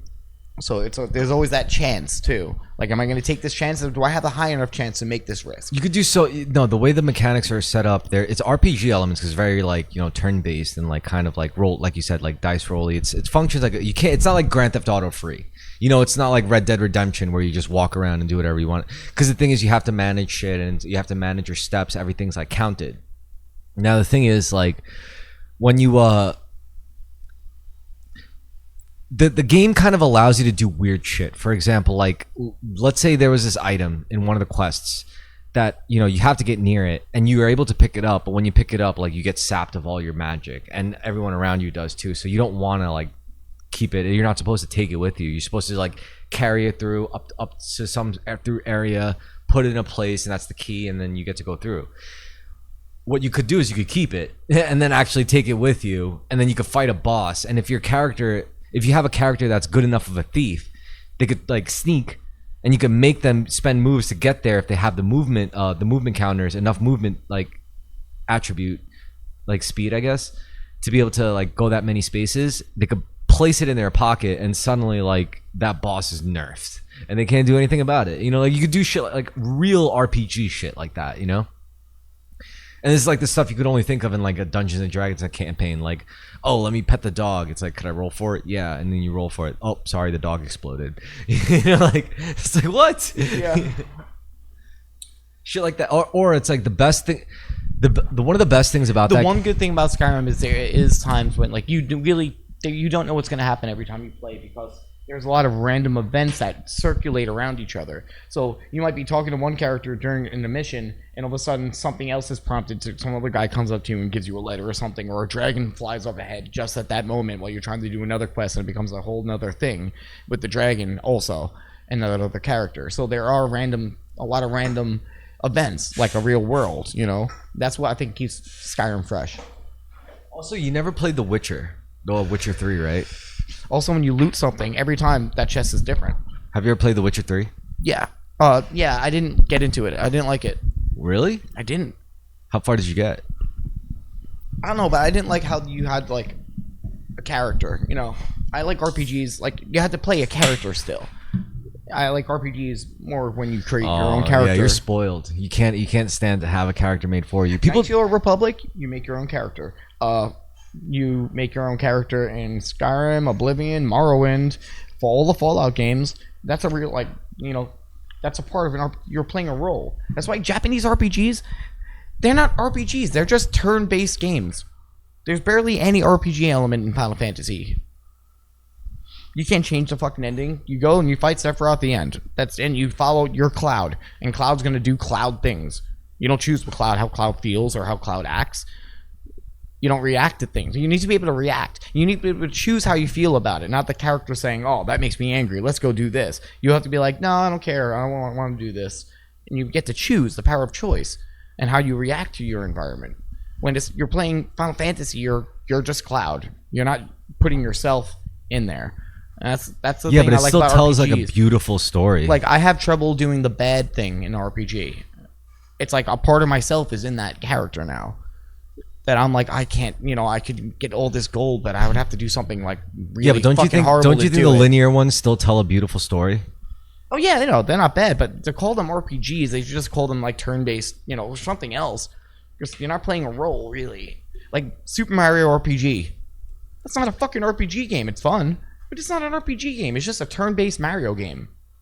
When you get into a hidden object or a battle, you go into a turn-based battle. That's it. Everything else all the dialogue and options. I don't think you need to always create your own character for it to be an RPG game. However, I do think role-playing, you should have your own dialogue options every time. I don't think so. Yes, it's you. There's no character. You are the character. No, I think what you could do. You're You're playing a role. If it is a different character, it's not role playing. No, I think I think even if you could be like an actual character, you can't make your own background story. No, that's not true. I think you could be a character with a preset background story, whatever. But what also could count as a role playing game is if you choose like how you fight. Like you could choose to be a swordsman, you could choose to be an archer, you could choose to be a mage, and then that puts you down different paths. It doesn't have to be a completely blank slate that you get to choose whatever. It could be a pre-made character with a pre-made origin and a pre-made thing, but you could customize. There's still methods of customization. Like you get to customize how you go about like actually fighting. You get to customize what schools of training you want to go through, which could alter storyline. I'm gonna sneak around the cave and get behind so people basically what I'm saying is to make an RPG game, I don't think it has to be like make your own character. I think it could be a preset character. However, what you have to be able to control is the outcome. You have to be able to like have different outcomes. You have to be able to like have different endings. That's what really makes the RPG game. Because even if you have a preset character, if anything, a preset character could work to your advantage. Because like, let's say you play through the game, you start falling in love with that character. And once you start falling in love with that character, you start like caring more about the outcomes that could happen. Whereas if you are the character, it's basically like it's not the same as like falling in love with the character. You're just falling in love like with yourself, and like that could be like more narcissistic than anything. But if you have like Cloud, I'm not Cloud, but whatever. I am playing through Cloud, and over time you see what Cloud goes through. You see how you make Cloud fight, and you see how you make Cloud deal with things. Eventually, you start to really care about Cloud. You're like, shit, he's my homie now. I mean, I'm not Cloud. He may not be me. He may not be a reflection of who I am as a person, but I still care about this. You become that character, yes. I still care about this fucking idiot. Yeah, you become that character. And I want to see it through, and I want to give him a good ending. I want to give him the ending that I see that is fitting for him. That's why an RPG is where you become your own character. No, it doesn't. I don't think certain games of Final Fantasy, you are like Red Dead Redemption.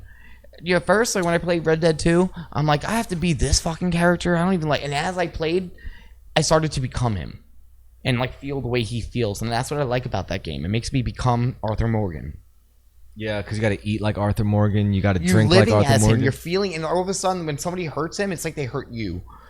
That's good. When a game makes you do that. When someone hurts your horse, you're like, I'm gonna kill this guy. Yeah, like it's like everything gets really personal. That's what I like about that game. But that's not an RPG. I don't play that because it is kind of an RPG. When I play an RPG, honestly, I want to. I disagree. I disagree with you. I think play myself. I think Red Dead Redemption 2 is Rockstar's first RPG. It's not an RPG. I think it is. No, because you get to control the outcomes. You get to control but that's not a. You're still. You get to control how you get to control how you fight. And so what? Our Final Fantasy used to play as a character, don't you?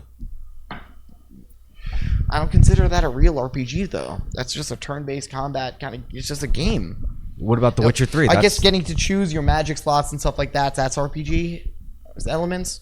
No, getting to choose like the archetype of how your character develops, not necessarily your character's origin. Even Final Fantasy 1 is more of an RPG because you create your team at the beginning of the game. You can I'll have a ninja, name him this, a fighter, I'll name him this. I'll have a white mage and a black mage, and I'll name them this, and then you start the game. So you did have character creation in the first. I think consider that was. I think you're being reductive. I think that you believe in a more narrow. In a real hardcore RPG. I think you believe in. You played KOTOR, so you know that power of making the character and that power of choice. Yeah, but you also played Final Fantasy, and you know the power of telling a good story with a preset character. And also having the ability to choose how that story plays out in the end. It always plays out with you killing Sephiroth. Look, I think an RPG can still be good even with a pre-made character and a preset origin. I don't think an RPG. If it was a real RPG, you could say that like that. There would be like a choice. I think RPGs with a preset character, if they're good, can still be considered real RPGs. Yeah. Okay. Whatever. Yeah. Okay, so yeah, I think I think there are real RPGs like that, and I think the appeal of having a preset character with a preset origin is, again, it's a lot easier to fall in love with that character. I'm sorry, when I'm playing through Skyrim, I don't fucking care about that character as much as I care about Cloud. I Yeah, really you're right, fucking you're don't. right. I don't. I'm not that emotionally invested in my fucking character. Actually, no. Fallout 4 does. I think that's why Fallout 4 limited the decision making, because they didn't just want to give you a Fallout game with like complete blank slate characterization. They wanted to make a template that was 50% your customization, but also 50% like, This happened to you. yeah, like this is who you are. Yeah. You know, you're a parent, you're a husband or a wife. You're Yeah, but they did that in Fallout 3 too. Yeah, exactly. They actually, you start Fallout 3 as a baby, and you learn You know how to what it like is? What- read and open up the fucking Right. the playpen. So let's look at this. And Let's you're- look at RPGs having the spectrum of character origin. There's like the far side of like, you know, one spectrum where you completely control your character's origin, you completely control your character's race and all that shit. And then there's the other side of the spectrum where you have a preset origin, preset character, preset characterization, preset whatever, baseline and all that shit. So an example of the one on the other end, which is what you like, which is why I think you'll like it, is Elder Scrolls games. No, you no, don't listen, have a backstory. listen. You have to make it up. Baldur's Gate 3 is that, like, intense, like way more in depth than Skyrim, honestly. Like you get to be a hobbit, basically. You get to be one of those little tiny fucking gnome Yeah. people. You get to be like a wood elf. You get to be an elf. You get to be this fucking crazy Are you just one character playing as one person, or do you have a team? well, you have a team. Okay, so that's a little different. Well, here's the thing. So you know what they do? They let you. So when you play as your own custom character, you go through your journey and you meet every character you could possibly recruit and join, or you could kill them. You know, like you could play the whole game solo with and killing all the possible party members, or you could recruit all the possible party members, right? And you know what they do? They give you a campaign mode where you get to play as each party member. Like it's like you don't customize your character at all. You go through the journey as one of the possible party members that you could, you know, like come meet. So it's like, you know, like let's say you played through as your customizable character and you're like, oh, I really like this character. I want to play this game as them. They give you the option to do that, and you get your whole dialogue options as them and all that shit. Okay, it's so different crazy. dialogue options. Yeah, but they took out a lot of the actual good parts about Morrowind, the Elder Scrolls games in Skyrim. Fuck Elder Scrolls, man. Honestly, fuck that whole franchise. Dude, I at least want to, like, you know, I feel like I'm about to start losing my eyesight. I at least want to keep it for when that game comes out. So hurry the fuck up. And you know what? No, it sucks. How long? You really think you're gonna lose your eyesight? How long have been? You really people- think you're gonna lose your eyesight? it's gonna start slowly happening? Can't you get surgery to correct it? Yeah, but when I got laser surgery on this eye, there's black blotches in it. Diabetic retinopathy. It's blood spearing into my eyeball and then staining it. They said that these black spots might never go away. When I did get laser surgery for them and they didn't go away, what it did was made me really blurry in this eye. And then they wanted to do surgery on this eye that doesn't have black splotches yet. And I'm like, if they made me blurry in this fucking eye, I don't want to make me blurry in the other eye too, and I won't be able to see at all. And so I didn't go to that one, and I sought a second opinion, and I went there, and they're the ones who told me that this one might not go away and get better, and that this one is about to start doing it. And I just got to keep getting laser surgeries. Yeah. And just keep your blood sugars as much under control as you can. Jesus. I'm at that age of diabetes where shit just starts going bad. Like, I'm on a couple of Facebook pages. It's not easy. No, it's not. I just forgot what it's like to not have diabetes, but like, it's significantly harder. I remember life getting a lot harder and scarier after I got diagnosed with diabetes. Jesus. It's a big worry constantly. Sucks. And we try to laugh about it and shit, but like, diabetics, it fucks up every part of your body eventually. It affects it's the sugar in your blood affects everything. Your brain, your fucking heart, your everything. What's frustrating is that knowing this, that you're going through all this shit, Dick. is also knowing this is like, why do you also make bad decisions to make that worse? You're human. Sometimes you don't know. Like diabetics that try their hardest still have highs and lows all the time. You're trying to do what an internal organ does naturally, manually. That's like if you had to focus on beating your own heart, you wouldn't get it as well as if your body was doing it on its own, naturally, instinctively. So I have to, instead of my pancreas detecting the glucose levels in my blood and immediately knowing exactly what time and how much insulin is sent through my body to counteract just that amount of sugar and keep my blood sugar at that one exact level, I have to guess. I have to do math and guess. Okay, I'm eating this. This is 46 carbs, but I might be going for a walk, so that changes it. Okay, maybe 3 units. Okay, I'm like, you never know. That 3 units might be like not enough, or it might just like, holy shit, I'm gonna pass out if I don't take some sugar right now. You don't know, and it depends on so many different things. You can never get it perfect. All right, so let's say this: if you suddenly discovered the exact date you were gonna die, what would you do? I don't know. I can't, like, I would be in a totally different mindset and mood once discovering that. Well, so unless I really thought that, I don't know how I would really react or act on it. Well, let's tap into that. So let's imagine that. Like, let's say someone told you, like some entity came into this room, and I saw it too, and I was like, Brendan, are you seeing what I'm seeing? And you're like, yeah. And then it tells you, Brendan, Be not afraid. I am the specter of your death. When you die, things will be, well, I can't tell you, but it won't be terrible and it won't be great. Anyway, so what I came here to say is that you're going to die in 8 years at this day, and then he just disappears. Shit. I'd probably dilly-dally for quite some time. You dilly-dally? I probably would. I'm not gonna lie. Like, what would you do? I don't know. I would probably like try to think if I can think my way out of that or something, or if I could Well, you can't argue or because think it about disappeared. or Like, think about what I gotta, what I should do with that time, or why I was told. Or I'd question that a lot. Why would something tell me when I'm gonna die? Most people just, it happens and they don't know when it's gonna happen. So why the fuck tell me? They didn't give me any further, instructions or anything. Just like, by the way, you're gonna die in 8 years. No, this is what they did. No, this is what they did, and I'm here to tell you this because you, in a past life, told me to tell you at this day for some unknown reason. Well, why does that tell me the reason? So there's something I have to do because your past life didn't tell it. They didn't have enough time points to stay in that realm. Anyway, what would you do? I don't fucking know.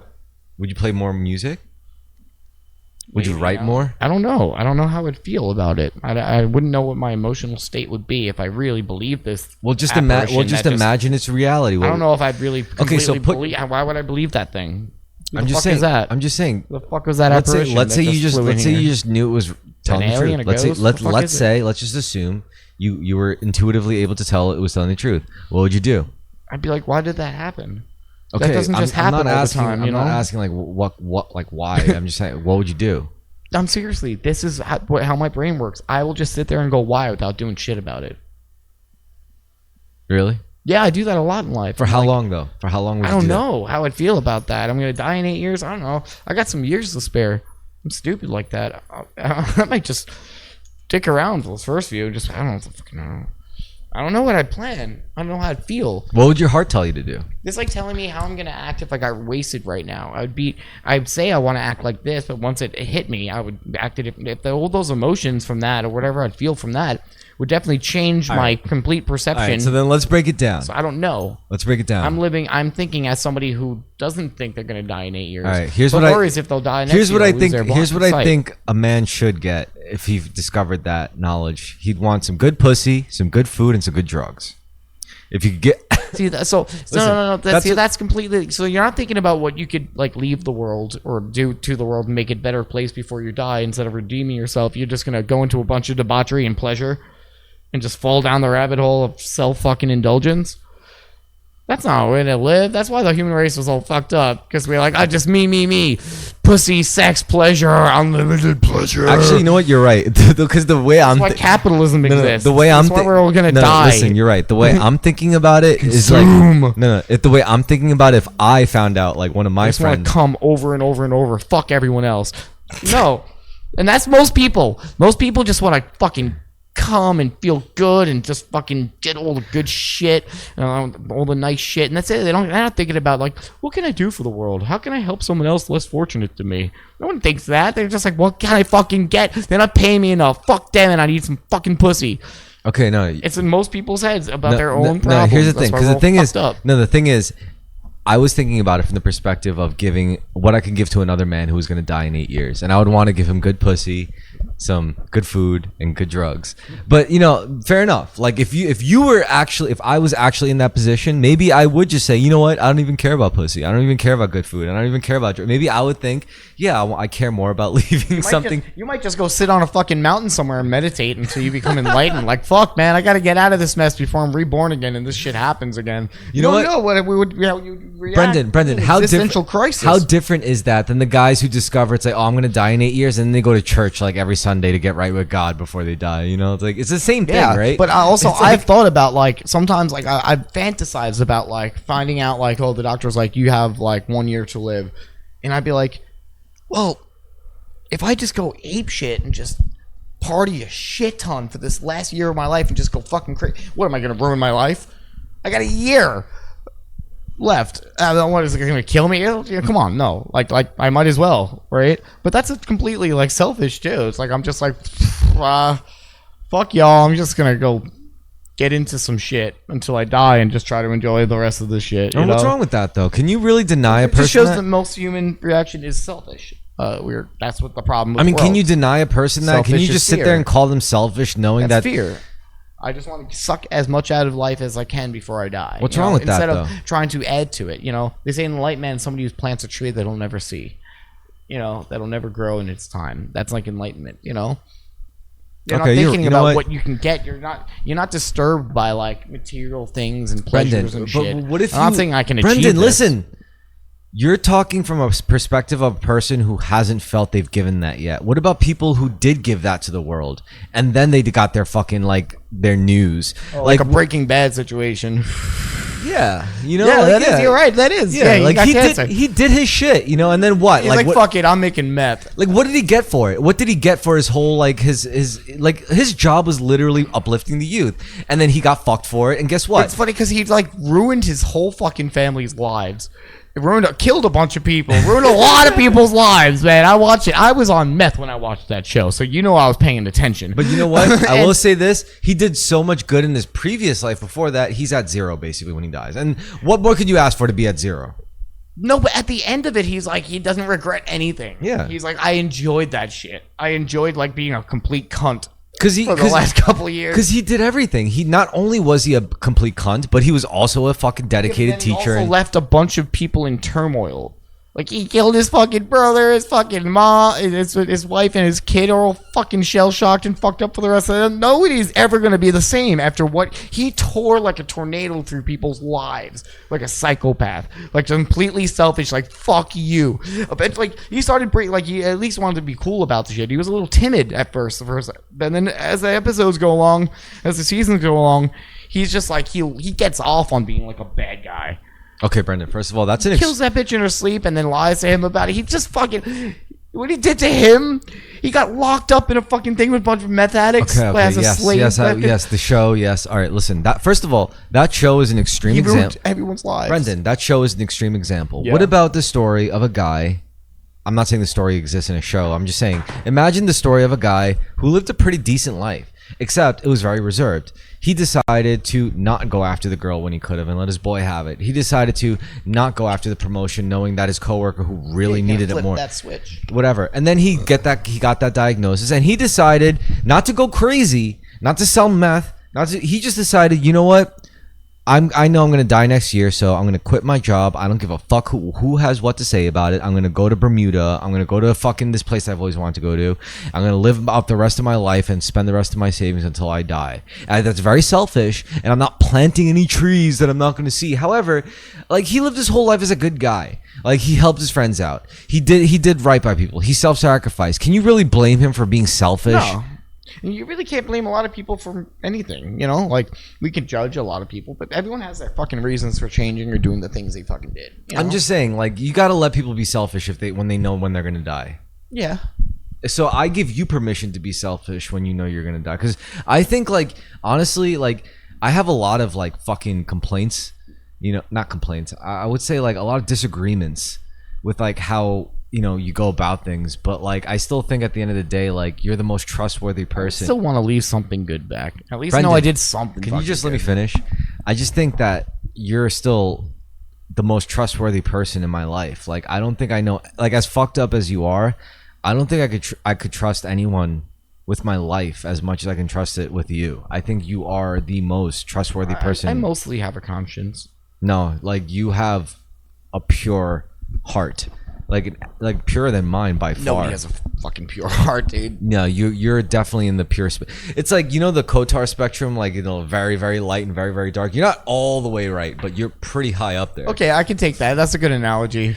You know what I mean? Like, yeah, that's a good. So you know, how I know? Everyone has that. You know how I know you're. Everyone has like a dark side. You know how I know you're that far? radar. Because you're materially fucked up.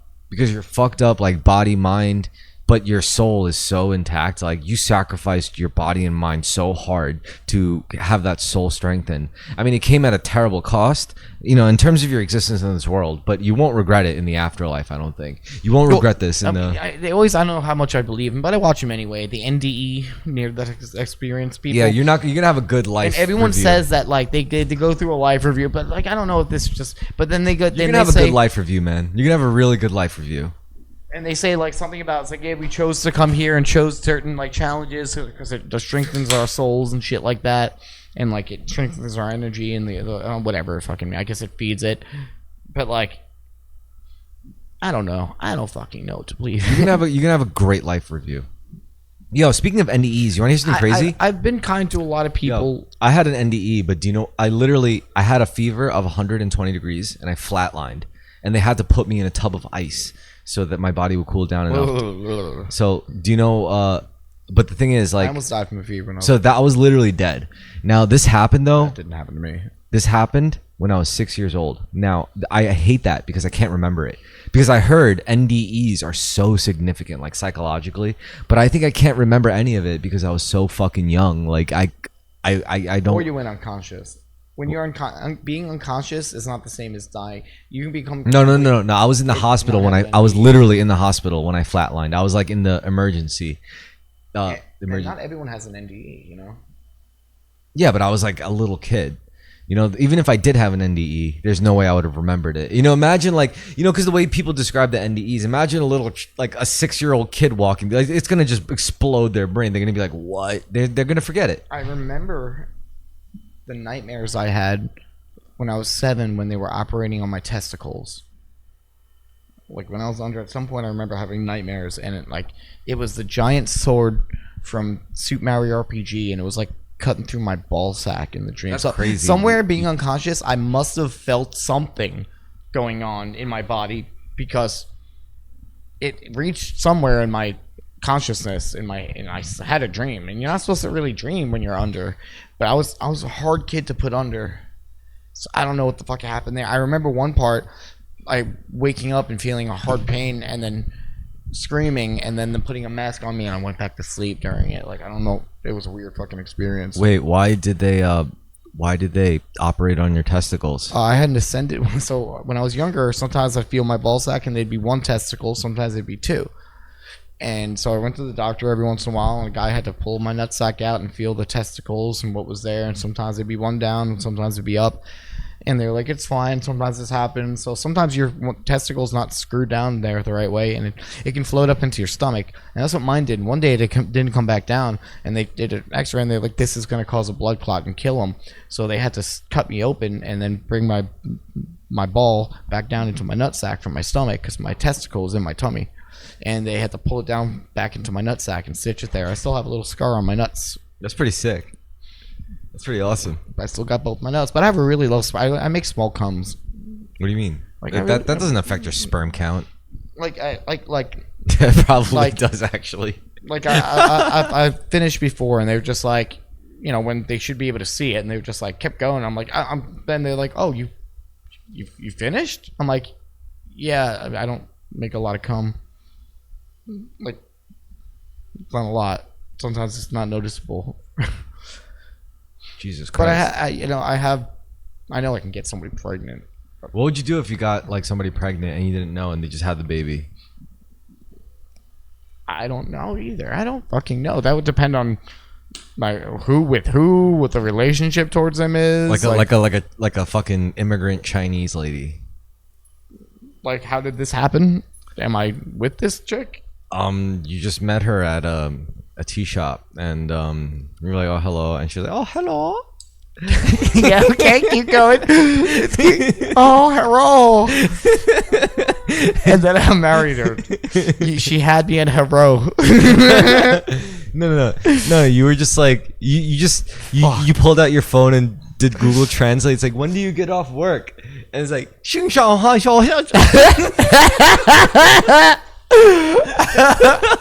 and then she giggles and she's like, she goes, and then she pulls out her phone on her Google Translate. And it goes, it's like 4 o'clock. Okay, so how does this lead to me impregnating her? Well, you really hit it off at the tea shop. Well, no, you really hit it off. You decide to take her to she goes, oh, I love Ruby Tuesdays. And you're like, oh, that's a little out of my price range. I got about $2.30, ma'am. Like, how about I take you to a halal cart? And she goes, haraka?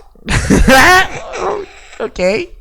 And then you take her to the halal cart. I'm like, oh, how adorable! You can be my pet female now. And you order lamb and you order lamb and chicken full combo over rice with hot sauce, white sauce, extra white sauce. Sounds about right. And barbecue sauce.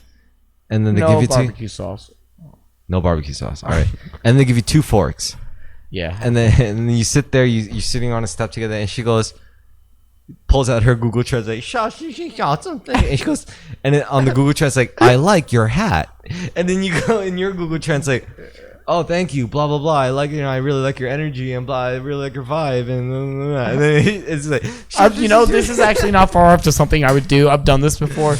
And then on the Google Translate, like, okay, this brings me to a really funny story.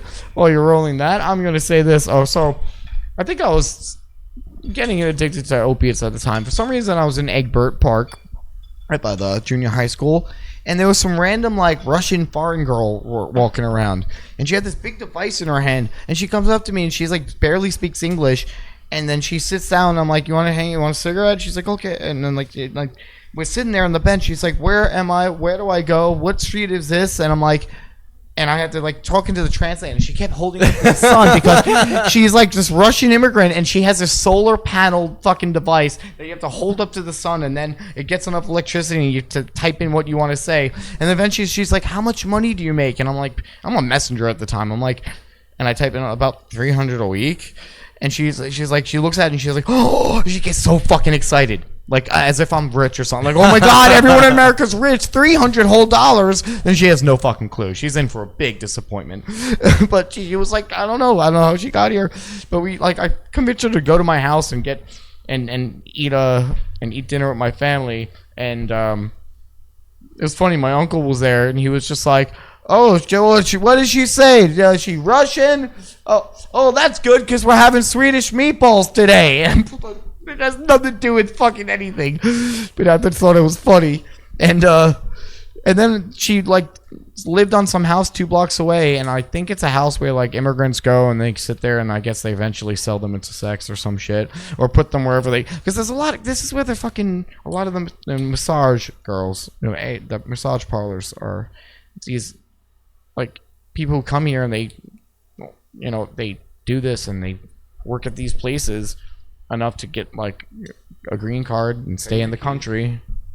Yeah, because they come into the country, they're hot girls, so they come in. A lot of them choose to do this. They know they could come into. They know what they're going to do. They knew they could come into America with nothing in their pockets, but they have a hot ass body, and they're like, I'm gonna fucking fuck my way to the top. Or they got talked into. Maybe some guy's like, listen, you go work at this place for 5 years and you get a green card or whatever. I mean, put it this way: can you imagine, like, there's a lot of older women doing like, it dude, too. imagine being like a hot girl growing up in some village in like some Scandinavian or whatever, like some stupid fucking village in bumfuck Europe or some stupid village in Russia. Like, you're gonna get scooped up really quick. Like, if you're in the Balkans, like if you're Albanian, if you're whatever, like, you're gonna get scooped up mad quick, wouldn't you not? Like, because, like, someone's gonna realize, like, oh, this is a hot girl that's never gonna get, especially with Instagram now, like, that gets accelerated. It's not even like that stops, Yeah, but I just, like, I wish, like, it's really, there's a barrier, and I think it makes it easier to do for a lot of guys. It's because you get in there, it's like, it's not,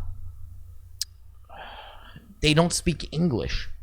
they know like, yeah, like this, or like this. I sucky. They really sound like I'm not being racist. They really Being racist. like the last time I was like, no, 150. Yo, I sucky, and like she said it just like that. I'm like, like, then there's a language barrier, so it's not that personal.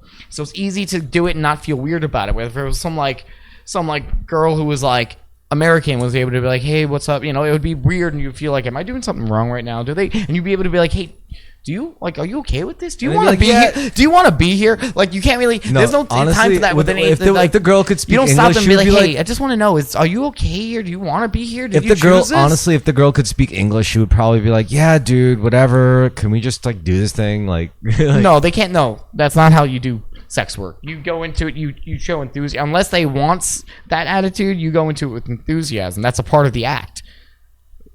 You're acting also. You're pretending to enjoy something. You might enjoy it, but you might not. And you have to pretend to enjoy for their experience. You're giving them. I'm just saying. You're not just making them come. You're giving them an experience. As the girl, like, you expect a sleazy guy who expects that and is like, yeah, I just want to fuck some slut. But then when the guy starts asking, like, do you feel good about this? Like, do you really think the girl's gonna react good to that? She's gonna pour her heart out. So he's like, yeah, now that you mention it, yeah, I hate doing. No. Yeah, you're right. Why the fuck are you asking me this, you dumb fuck? You're already here. You paid me for sex. Just fucking do it already. Of a sex worker is at first making you feel comfortable. That's a big part of it. Yeah, but it's not. What's not a part of it is asking them questions about their shit and their reasons for doing it. Like, that's not a part of the deal. No, I know. Yeah, I guess you wouldn't think about doing that. But like, come on, that's not professional either. You know, dude. There's so many fucking rub and tugs on Staten Island. It's crazy. They're fucking everywhere. Wait, what? It's like there's so many. Wait. There's so many fucking. Brendan, wait, rewind. Wait, there's how many? A lot. Really? On the island, like more than like 20, or at least 20. In Staten Island. Yes. Are you serious? They're all over the fucking place. What? They're everywhere. It's crazy. And they pop up and they come down. They pop up everywhere. They like. There's one on fucking Lincoln Avenue right now.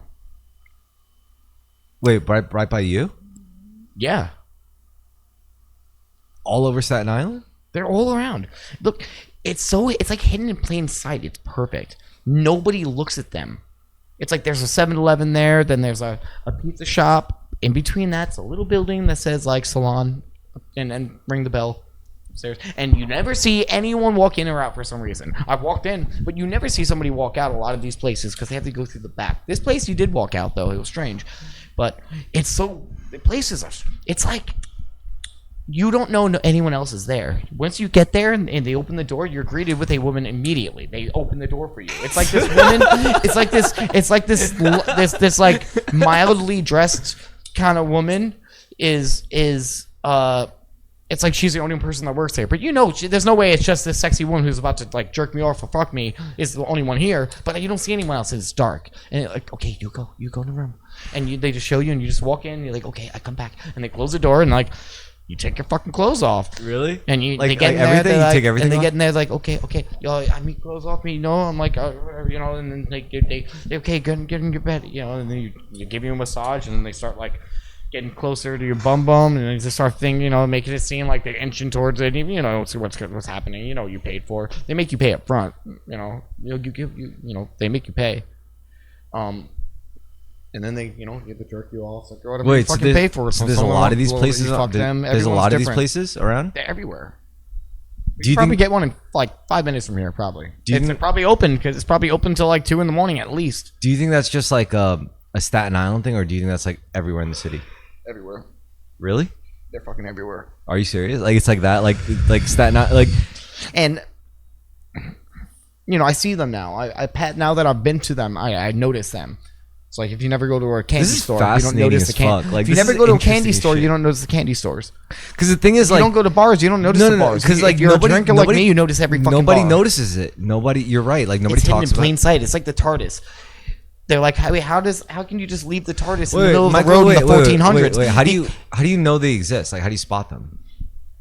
Like, how do you know about the way it happened for me? I finally was like, I want to do this. I'm gonna do this, and like it was because I was visiting here, and I'm like, I don't know. I just decided to do it, and then I just looked it up, and then called the number. I'm good. And I asked them. You know, I texted. I texted. I'm like, hey, do you guys? You know, I would call, and they would text me back, Like I'd be like, hey, do you guys do full service? He's like, yeah. I'm like, and like, oh, we text you, and then they'll text you back, and they'll say things that aren't explicitly sexual, but you know what they fucking mean. So they'll be like, if you're kind of questioning is this a place where you fucking fuck me, to ask it about, because they can't say it, it's illegal. Yeah. But it's been decriminalized. But prostitution? Yeah, whatever. So they'll text you back. They'll text your number. Well, and it's be like yeah, it's like they'll you don't even... either send you pictures and things. They'll be like, we assure you that we have 3 beautiful girls here. It's like, okay, they wouldn't say this unless it was sex. Well, the thing if is, it was just a massage, you wouldn't have to say, yeah, our girls are young and beautiful, and you have your choice between 3 here. I think they wouldn't fucking say that. I think one of the biggest reasons why it was illegal because it was a street thing. Like you saw them out in the streets, and it was like it was unsightly. But now it's like all internet and communication, like telecommunications based. So yeah, but that's a lot of people like scamming. Yeah, I wouldn't trust the internet for like escort service. Well, that's true too. I'm just saying, like, you're still texting them though, like they'll text you back, wouldn't they? Instead of calling you, I'm sure, because they don't. I'm sure they don't fucking speak English. But they let you know before, like they give you the keywords, like, yeah, we have your choice between, we have a shower bed or this, that, and then like, they don't say, we jerk you off here. They can't say that, so they have to say other things, But there's really that many around?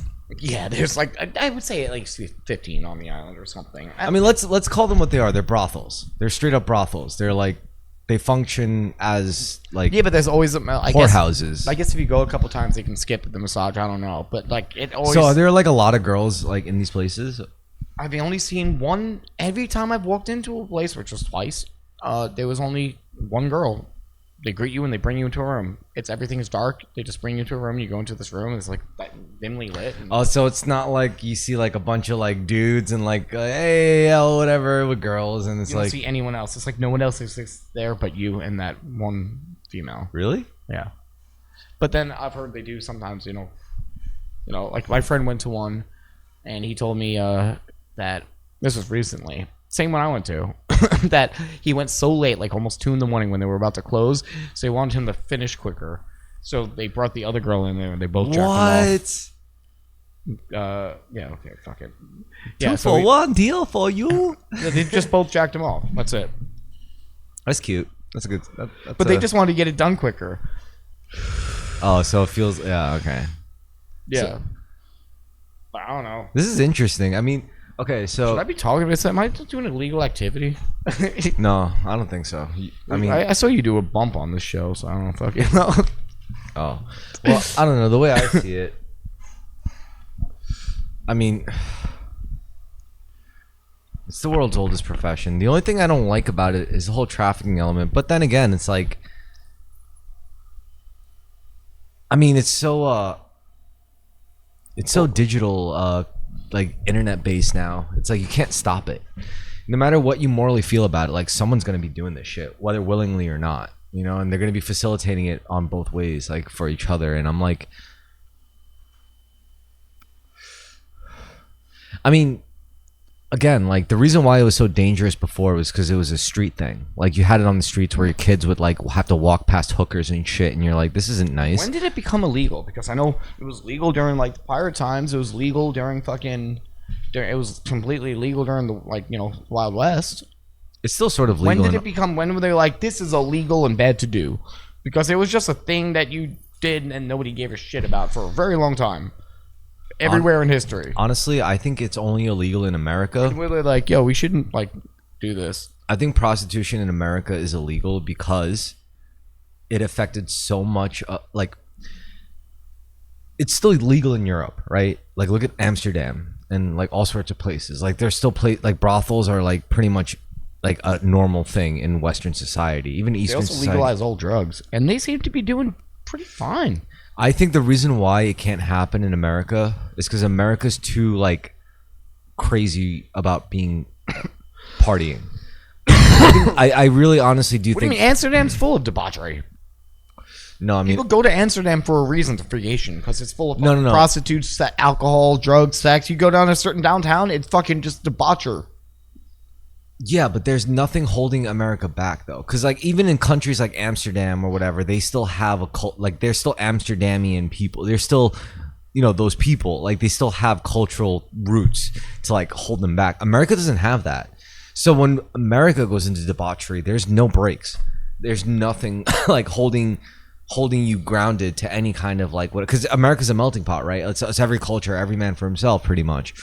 So when America falls into debauchery, it's not the same, because Yeah, but we still do. We have complete, we have so many fucking drugs, and the so much. only thing we can do is make shit illegal and kill people as a result. Because America goes so hard with it, because we have no roots to hold us back, that the only thing is to make shit illegal, imprison people, and kill people. A lot of Europe is alcoholic and like drug addicts. You're right. And heroin is fucking everywhere, man. Okay, let me ask you something. There's plenty of heroin addicts. What do you think America would be like if we just completely decriminalized heroin and alcohol? And there's prostitution everywhere. And prostitution. Illegal and illegal. Dude, I think people just do shit.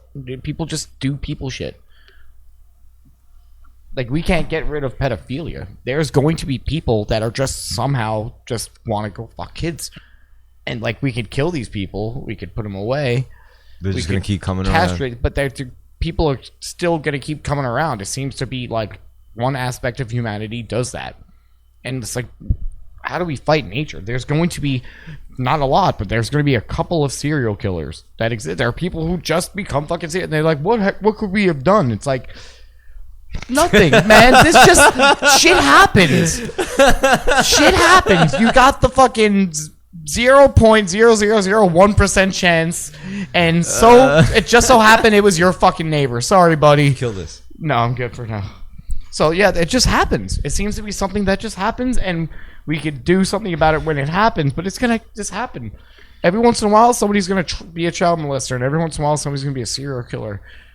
And we can. It's like pulling weeds. Or more a rapist, gonna come. or a thief, or it's like it's. Experiences, I guess, shape these things, but like other people have similar experiences and don't become that.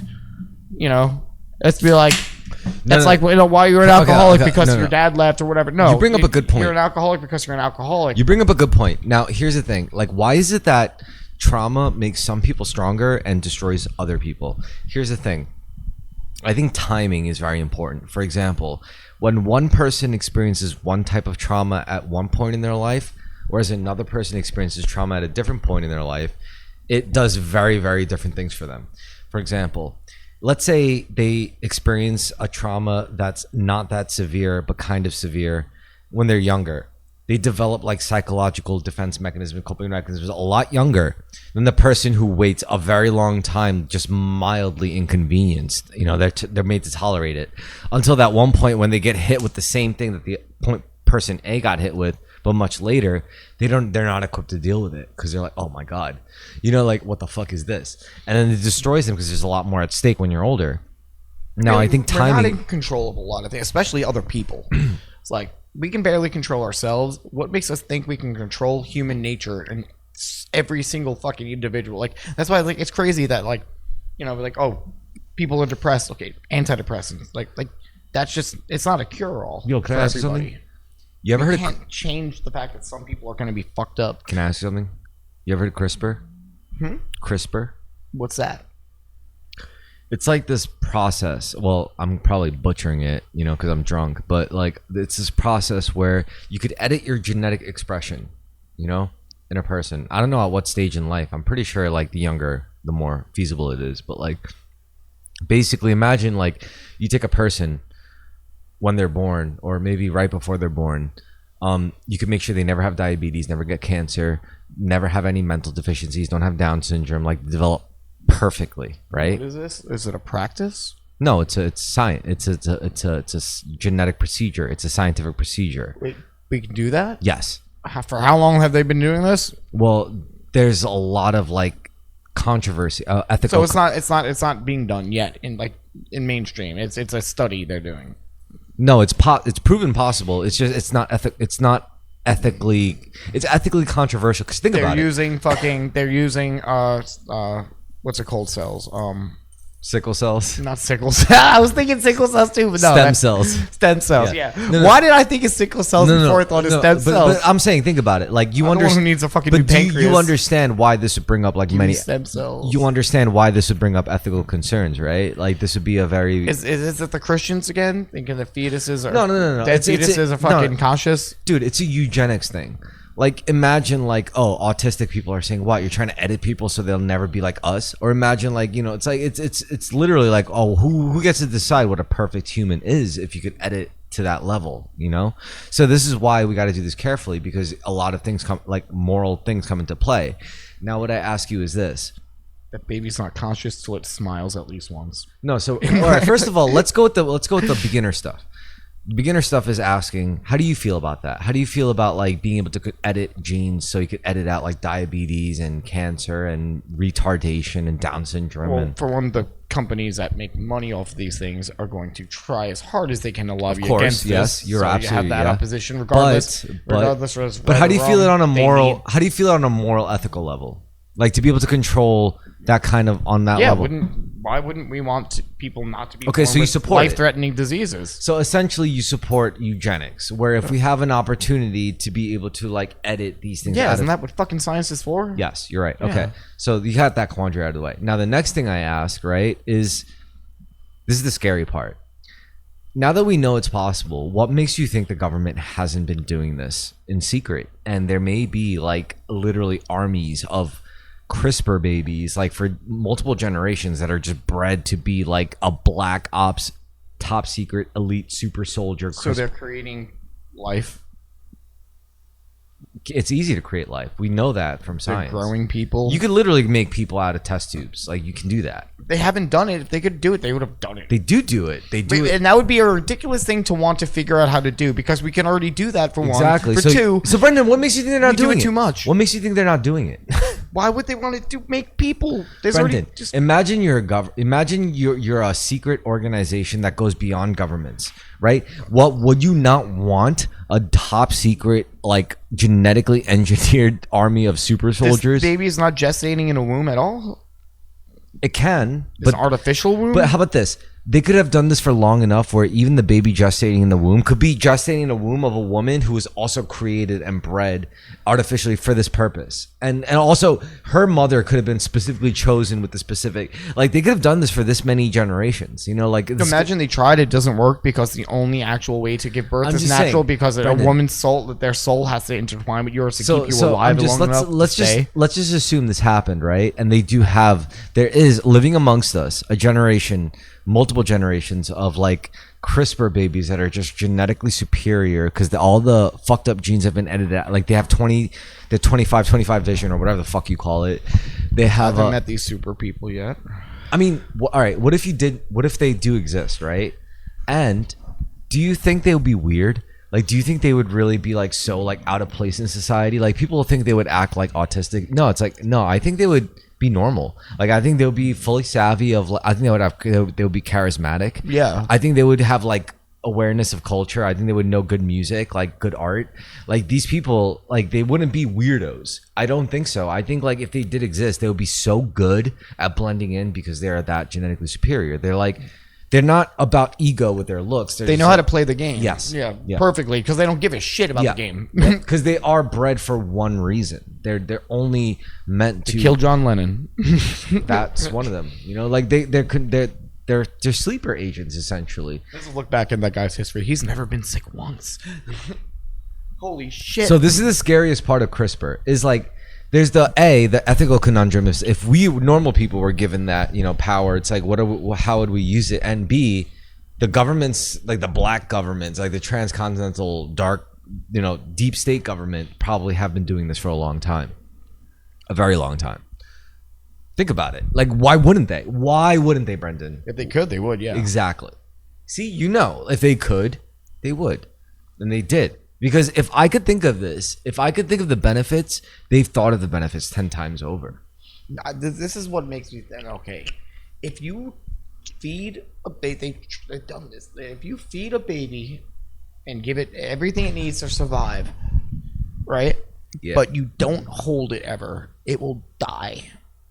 That's what makes me think if you tried to gestate a baby out not inside of a womb, that it wouldn't actually work. There's something deeper than just the biological thing. There's something deeper of the human connection of being inside of another person and then being held by that person. This is why I think, like, even if there was an army, a legion of super soldiers, they would still ultimately be human. They would still be born of a womb, because that's the best way to manifest a human, honestly. Like yes, imagine being a woman having a baby and then holding it for the first time. That must be the most pure form of fucking love ever. That's to be better than any. Now imagine that done with a baby and a woman, right? Who've had like cancer, like the predisposition for cancer edited out, the predisposition for autism edited out, the predisposition for diabetes edited out, the predisposition for Down syndrome, like everything was edited out. Like the perfect humans for like 2-3 generations. That's a deadly army. That's it, dude. You can't fight that. That's literally, that might as well be alien. At first I thought you meant they were just eradicating deadly diseases. No, I mean everything, like everything. So you're way stronger, smarter. Imagine depression edited out, everything. Imagine 2 or 3 generations of these CRISPR babies with all these dysfunctions of humanity edited out, living amongst us. How big are their dicks? Big. How about this? Perfect size, not too big, but not too small. 6.5, 7. Yeah, 7-inch. Yeah, and the women have like C cups, like C cup perfect tits, like they're just enough to not get saggy. All sorts of hair color and but they're all the same like perfect shape, and all the guys all like different races but the same dick size and the same like build. Yeah, the perfect CRISPR, and they're living amongst us. They're out there. Those CRISPRs fucked my wife and took my kids. No. The CRISPRs, these goddamn CRISPRs in our neighborhood. We know them. First of all, these CRISPRs aren't allowed to get into relationships unless it's like properly like governed by the powers that be. They're paired with the perfect. They're paired with each other. Something funny, but I can't say it. I'm just saying they're paired with each other. So yeah, these CRISPR babies are probably very real, and there's probably like a black ops army out there of these CRISPR super soldiers living amongst us. They could be people we know. We don't know. Like just that guy that just seems too perfect. You're like, I don't know, man. He's a little sus. They could be in Hollywood. They could be in the music industry. Goddamn CRISPR's taking our jobs. I mean, if you were like literally like the Illuminati, would you not fully utilize these CRISPR super soldiers? I don't know. Illuminati sounds scary. I wouldn't want to be in that shit. That's crazy. They're gonna try to make me fuck kids and stuff.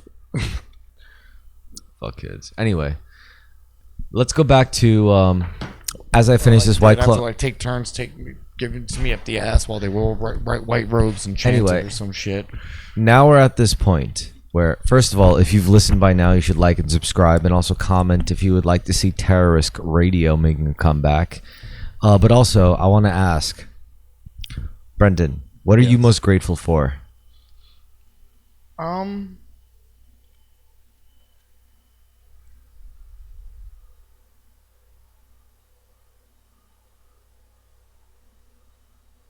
It's gonna take a minute, folks. He's thinking. He's thinking real hard, like. You shouldn't have to think this hard. Just think of something simple. The ability to have doubts and worries and still be able to have at least some form of serendipity and some kind of form of hope. What do you mean? I'm very often very fearful and doubtful, whether it's health issues or an issue with my life or an existential crisis, So you're grateful for the moments where you're just not worrying about shit? No, I'm grateful to be able to still have some kind of sense of serendipity. Oh, like where things have meaning, even if it's not good. Like, yeah, sometimes. Mostly, the thing that always stays with me, whether everything else is meaningless, is humor and silliness. So it cuts through everything. So even though my life is fucking meaningless, but shit, that was funny. And that was funny doesn't need to have any inherent meaning. It's just funny because it's funny. And that's something that's beautiful. That's something that's magical in this universe. What is humor? That's such we react to things and get angry and sad. Humor is like this whole nother thing. Laughing is this involuntary thing. I don't know what it is. How do we describe what that does to our brains when we think something's funny? Where the fuck did that come from? It's not useful for survival. I don't know. We do it. It's just a gift from the universe. It's just like we it's get to laugh. Well, If no, I can you laugh, call, I'd you kill call it a myself. gift because it's gratitude. It's like you're grateful for this moment because you could only laugh. Yeah, laughter is gratitude. You could only Laughter's laugh. a form of You gratitude. could only laugh at something when you're high enough to look at, even if it's a terrible thing that you could laugh at. You have to be at a point high enough to look down on it and be like, ha, "Holy shit!" Yeah, that's you're right. hilarious. So that's It's like transcendent. it's an expression of gratitude ultimately. So Buddha, the Laughter. first thing that happened is he smiled, and Buddha would also laugh a lot. Yeah, And, because he's like, this is actually dumb as Yeah, this fuck. is fucking hilarious. Like that's like when I had a good Like, what are you gonna do after a shroom trip. It's like, you're gonna kill me? You're gonna chop my head off over a sack of rice? Go ahead. That's so in my fucking most funny. profound like times, like taking mushrooms, I was like in fetal position, like I'm scared, I don't know anything, I'm gonna die, and all of a sudden it would be like, and I just start cracking up laughing at the absurdity of it, and it would be like, and all of a sudden, that moment, once I had that first giggle, the trip was not going to be bad anymore. It was like, it's all of a sudden You're the like, universe this is so was stupid. yeah, the universe like This is so opened up, funny. and I became like love itself. It's like everything clicked. Everything was like as it should be, and like it's such a freeing moment when life isn't a struggle you have to go through. Life's not something you need to achieve. So you're Like, grateful just, for- there's a I like the term the cosmic giggle. Like So in the you're end, mo- it's just a joke. So you're most grateful for laughter. Yes, I am most grateful for laughter. Yes, Cool. that's a good one. That's a good one. Yeah. I am most grateful for energy. Like, I love energy. I am grateful for the energy I get. I'm grateful for the energy that surrounds me. I am grateful for the fact that energy is unlimited. You know, like we think we're tricked into believing energy is scarce. We're tricked into believing we don't have enough energy. We don't have enough energy to power our homes. We don't have enough energy to power our passions. We don't have enough energy to power our families, to provide for. The truth is, energy is fucking abundant and it's unlimited. It's all around us and you could tap into it whenever you want. It's only your own mental frameworks that prevent you from tapping into different sources of energy. And energy, I was actually reading about this Friday in the book The Untethered Soul. and I'm saying energy is the most important thing. Now listen, energy is more important than money, because without like energy, you can't do anything with your fucking money. Money is literally just an abstraction of spent and stored energy, a lot like storing fat. Now, when you talk about capitalism, capitalism only functions by tricking retarded people into believing that money supersedes energy.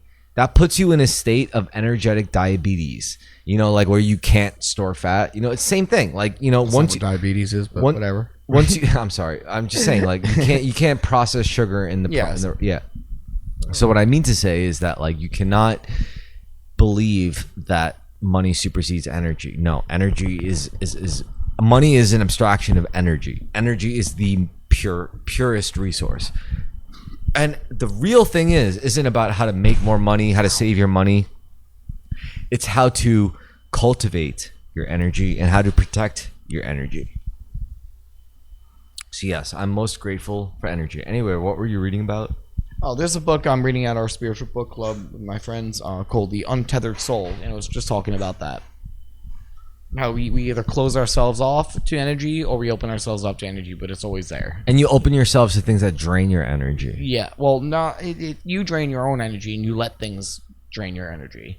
You could completely have energy. You let something happen to you. You know, you Yeah. let something make you feel a certain way. It's hard to, you know, Well, I mean, change how you I boil react, this. but- I boil this down to: you cannot control what happens to you. You can only control how you respond. yeah. Yeah, and I think that's a beautiful thing. All right, what other things do I want to close off with? Anyway, here's a final lesson. Here's a cool magic trick, a mental magic trick. This is pure mentalism. Now, I'm going to teach you now how to travel through time, how to travel consciously through time, not physically. You know, like I'm not gonna like teach you how to like physically go into the future, but I will Nothing teach you. cool. I will teach you how to become less unshackled by conventional linear time. Now, here's the thing. You have yourself, right? And you know that there's your past self and then there's your future self. Now, what you should really do, honestly, is to make contact with your past and future selves. And I know if you're stupid, you're going to think, oh, you can't do that. You can't talk to your past and future selves. That's where you're wrong. You actually can actively communicate with your past and your future selves. Now, first of all, I want to preface this by saying most people live their lives angry at their past selves for all those fucking failures and mistakes. And that's one misalignment. Another thing is they don't give their future selves a single thought. They're just kicking the problems down the line, down the road for their future self to deal with, which is pretty fucked up. Like, you shouldn't do that to anyone, let alone your future self. Like, even if it is an alternate version of you, it's not right. So once you reach a state where you're on the same team as your past and future self, where the three of you are aligned to the same goal on the same team, you become a non-linear consciousness. You become a quantum being. You become less tethered to the future and the past and just the present. Like, you become everything all at once, and that's beginner stuff. Like, the advanced level is, all right, so you made friends with your past self, you forgave them for all their mistakes, and you made friends with your future self. You started doing favors for your future self. You started doing things so your future self can, have it better. That's, an act of selflessness.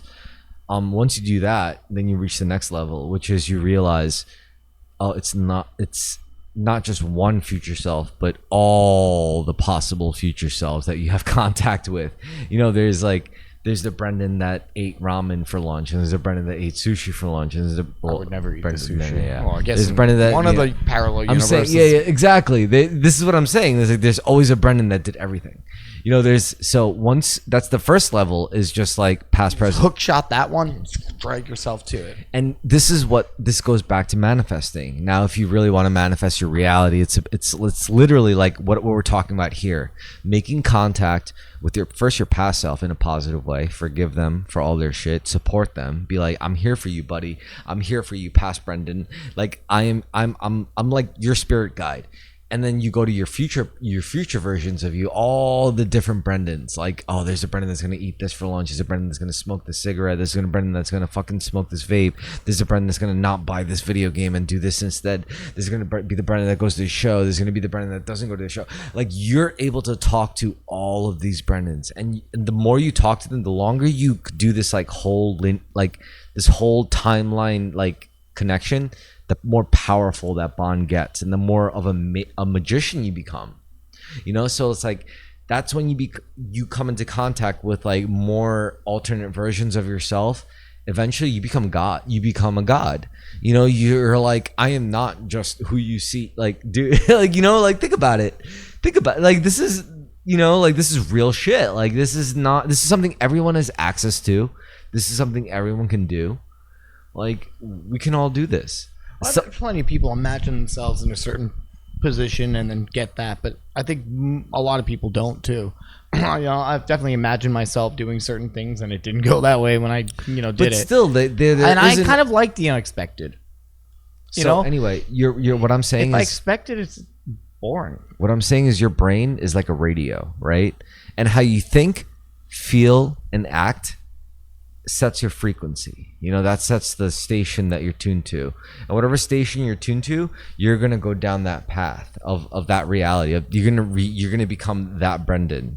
Like, there's different Brendans, but like, whatever your think, feeling, and act frequency, like whatever that pattern shapes up to, that's that like 104.7 or 103.5 or 98.6, like whatever that is, you're setting that frequency, and that's the Brendan you're going to become. And that's how you should look at it. And we have control of our frequency. We have control of what station we're on. Like, we're able to control that. It's a beautiful thing.